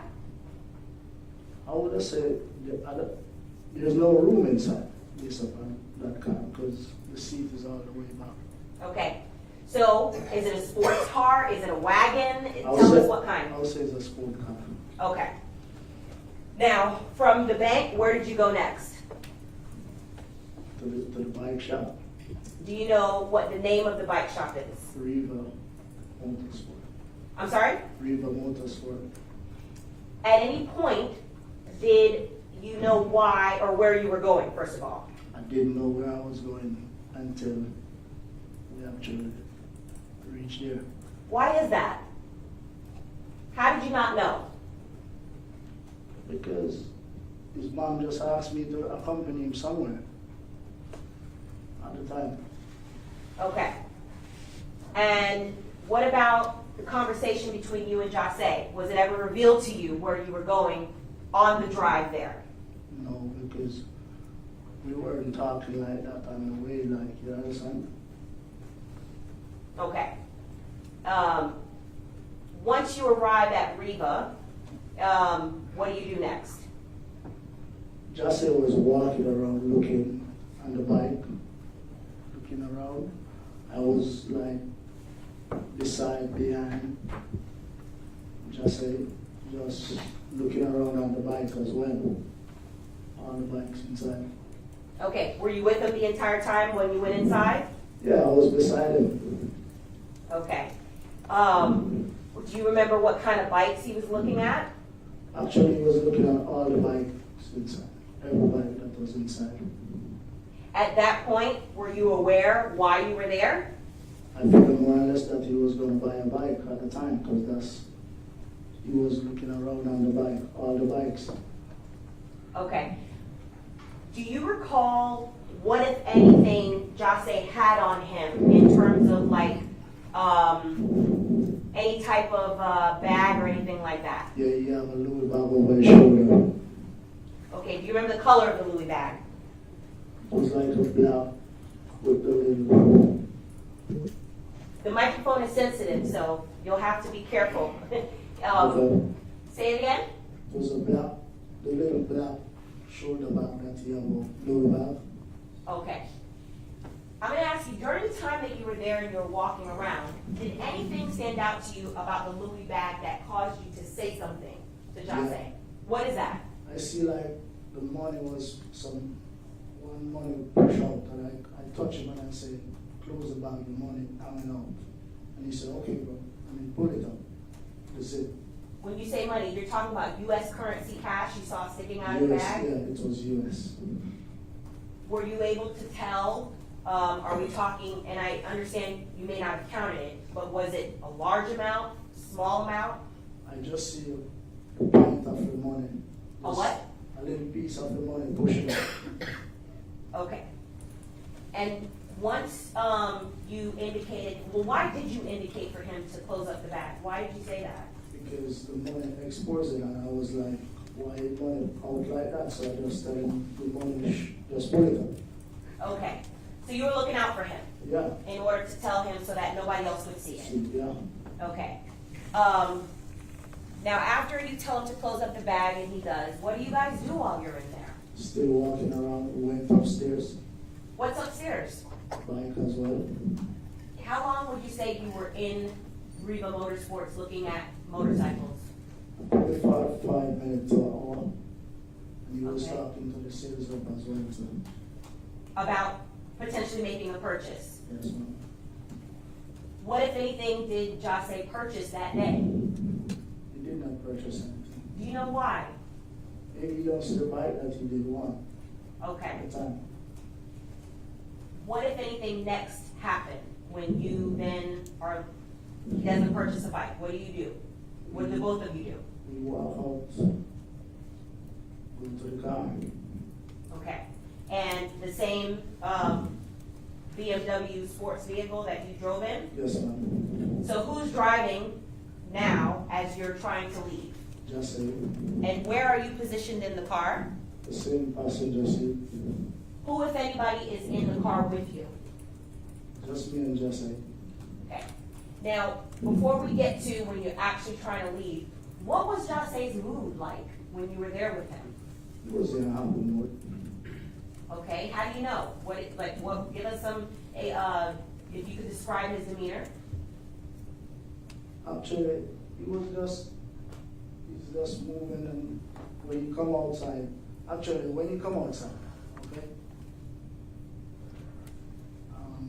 we were walking to the car. On the side there, someone, a white guy and a girl was there sitting. They asked him for a picture. The guy asked him for a picture, and he was like, "No, bro, I'm cool." And he just moved on. When I look around on the guy, he was like, I see the guy just nod his head. Okay, so a fan potentially asked him for a picture and he said no. Yeah, I figure more than less that is a fan. Okay, now, how about inside the store? His demeanor. Describe his demeanor. You said he was happy. How do you know? He was just walking around looking at the bike.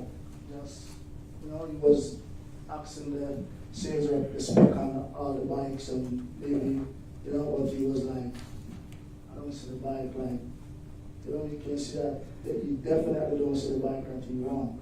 Okay, so now, take us back outside. You're leaving. He just denied a photograph or a fan. And how long does it take from the time you're inside to walk to the car? I mean, like 2-3 minutes to walk to the car. All right. Were there any other cars that looked like Jahseh's car in that parking lot that you saw? No, ma'am.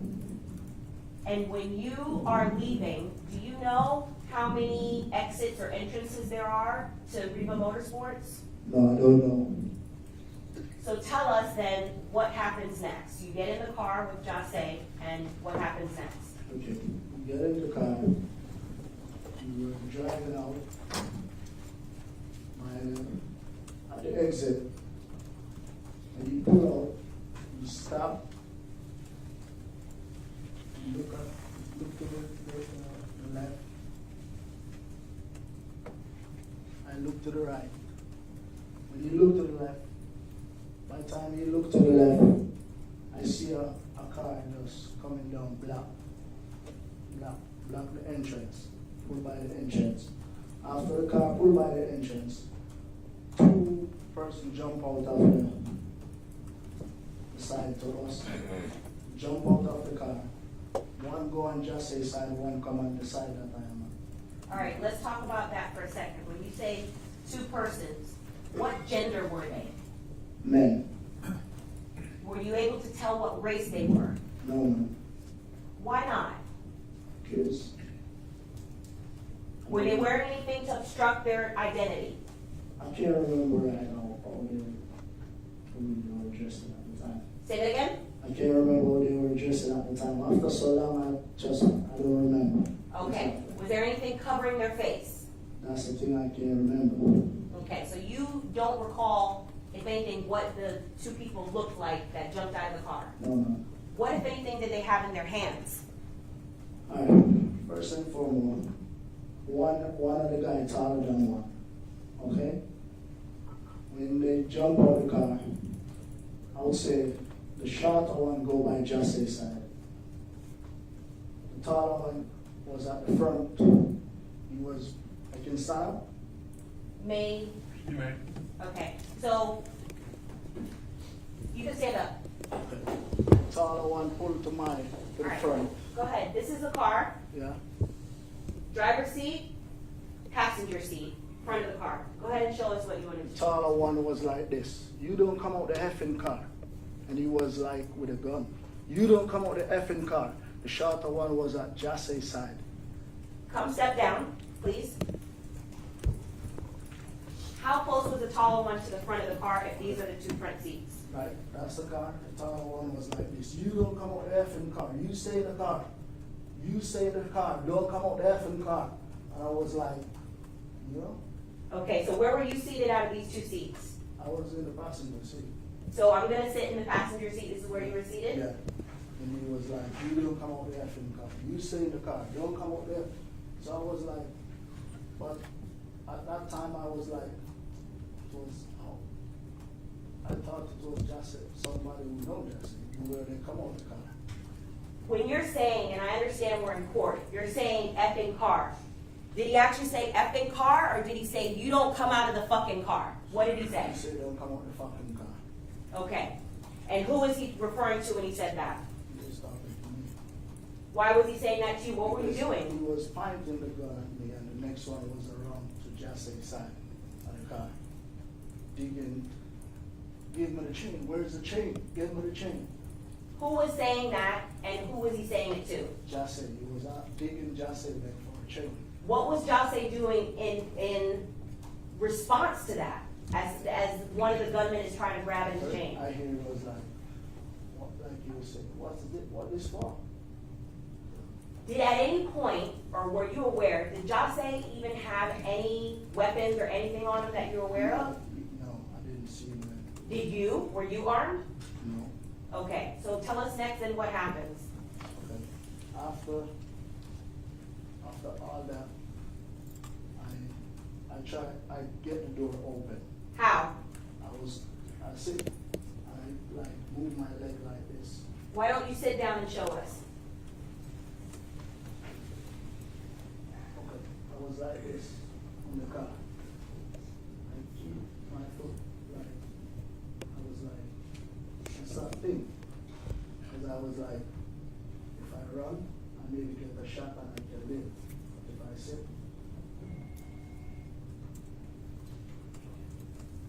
You need a moment?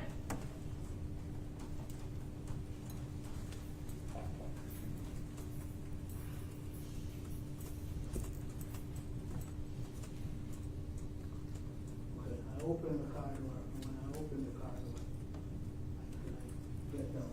When I get down, I start to run. I run back in the back to the shop. When I run back to the shop, Before you go, you can please continue from the stand. And I'll just ask you just a few more questions before you continue. When you open the car door from your side and you were doing a motion with your right hand, is it automatic or is it like a manual lever that you have to open the car door? once I touch the button, the car is free. Okay, so you touch a button and it activates the door or doors? One door, that's my door. One door, okay. And once the door is activated and opened, you basically ran for your life? Yes, ma'am. Do you recall what happened as you're running? Okay. I run and I keep running two sides of the road like this, going up with a bike shop. When I go there, I pick up my phone to make up to try to call the cops, and I was like, I see a man in the back, a man in the out there standing in the front. And he was like, don't call the cops, I'm on the phone with them right now, I'm giving them that, don't call the cops, I'm on the phone with them. So I just still take up my phone in my hand, and the first person I called after that, it was Cleo. And Why did you call Cleo first? Because the cops, someone already called in the cops, and I called Cleo because Cleo is the one who asked me to accompany Jahseh. So that's the first person come to my mind to call, his mom. Now, at the point that you're calling Cleo, had anything else happen other than you exited the car for your life? I run and they were down there. The two men that could jump out the car was down there. So you left Jahseh in the car and the two gunmen were still there? Yes, ma'am. Did you see anything that happened to Jahseh, between Jahseh and the gunman after that? Okay. Before, when I run up there, open the bike, sure.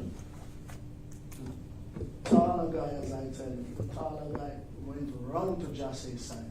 The shorter one now come around to the door that I was, my door that I opened, and he go inside the car. You saw that? I see that because I was looking, when I run up there and saw some some of the man that was on the phone, I keep looking down there. When I keep looking, I realize that the shorter one come around to my side. The taller one go to Jahseh's side. Okay, so And it's almost after like, that, I'm sorry? And then I heard something like, "Hi, hi." How much time I don't know, but I heard something like explode. An explosion? Yeah. Had you ever heard firearms fired in your life? Yes, ma'am. Okay, so I understand you're trying to describe what the sound is like, but did it sound similar to you that you've heard that sound before? The sound wasn't loud like that. I just hear, "Hi." How many times did you hear that like I explosion can't sound? recall how much time, but I know I heard it. And how long after you ran for your life did you hear that explosion sound? Like, it was very, very, very fast.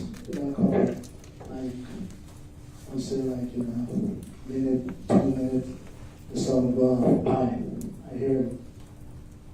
When you saw the two gunmen, the shorter one on the passenger side and the taller one on Jahseh's side, how long after you saw those gunmen positioned like that did you hear the explosion? Actually in the same, like, I would say like in a minute or two, the explosion went off. What did you do next? The vehicle, the car that blocked us, it drove off, and then I go back. I see everybody going down to the car, so I go down there too. And what did you see? Jahseh was just like, same way like that, just like, Was he conscious? I don't see he was moving. He wasn't moving at all. Was he injured? I don't know. Okay. The car that blocked you off, did you recognize that car? No, I don't recognize what type of car it is like that. What side of the vehicle did the two gunmen exit the car? The side, the car was going, I would say south, so they come out on the right hand side. That's, you would say the passenger side. The passenger side. Okay. Both gunmen came out the passenger side? One come from the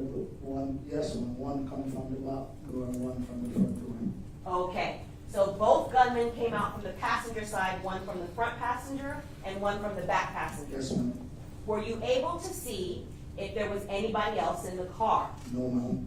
Do you know if the gunmen that came out from the passenger side slid over from the driver's side or not? No, ma'am, I can't tell that. Okay. And you didn't see anybody else in the car from No. your vantage point? No, ma'am.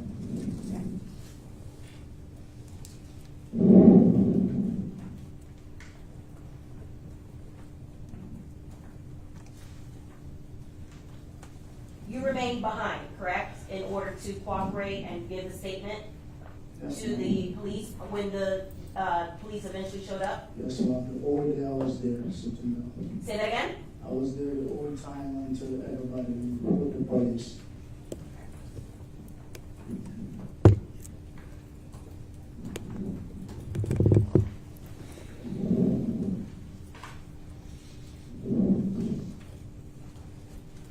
When you're not talking, Mr. Kerr, breathing into the microphone because it's very sensitive.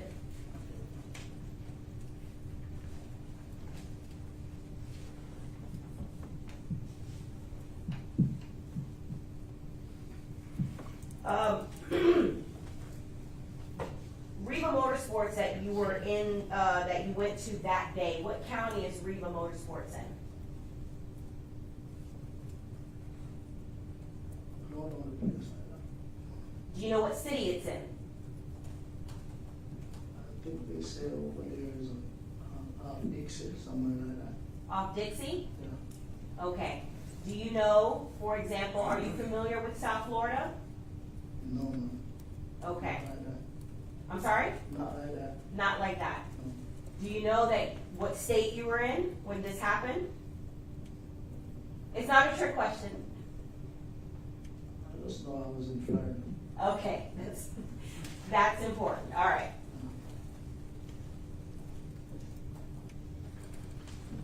Just one moment, Your Honor. Well, let me see counsel.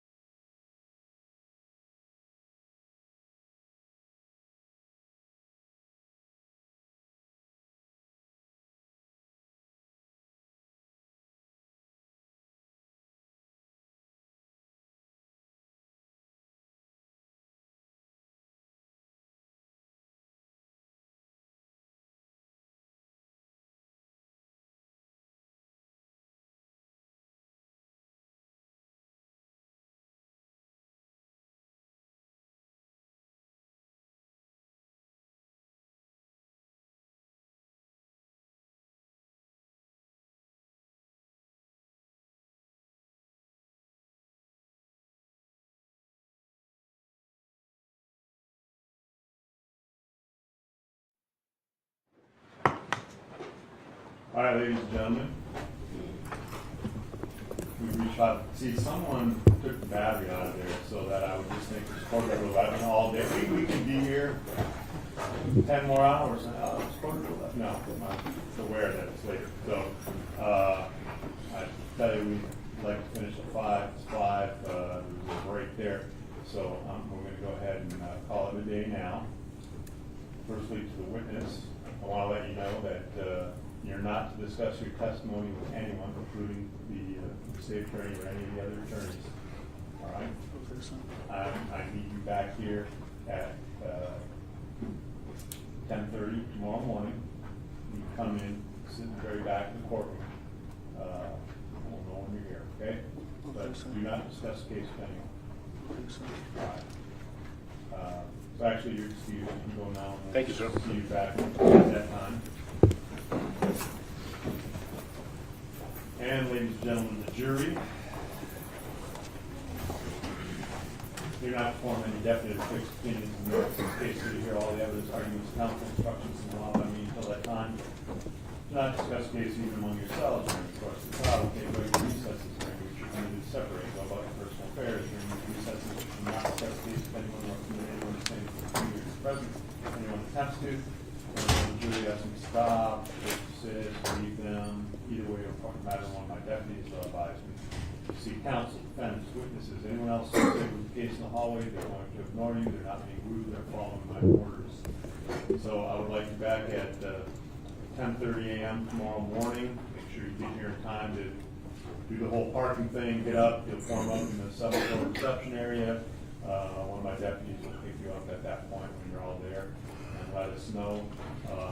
I think we should have accomplished any letters that anyone needs. If anyone needs anything else along that line, just let more there. If anyone else needs anything like that, let me know. We'll make it happen tomorrow. And if there's anything else that I can do to make you comfortable, let me know. Once again, make sure you avoid press. They are here today. I can't imagine the temptation to go home and watch this because you just saw it. So there's nothing out there that they're watching you watching, except they're not showing you watching it. But you've already seen it all, so no need to do it. And let's make sure we avoid that. In any event, once again, thank you for your time, your attention. Have a great evening. We'll see you tomorrow at 10:30. Just please make sure you're not at close, leave it in your seats, follow it.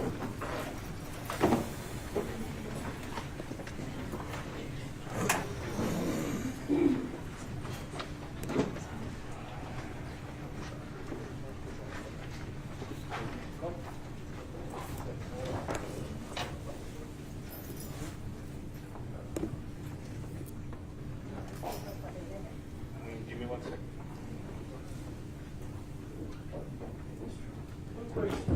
All right, parties present, jurors are absent. Anything else for us to discuss before we recess the meeting? Nothing from the state, We good? George? George? Yes, sir. I'm sorry. Anything we need to discuss before we recess? Or recess?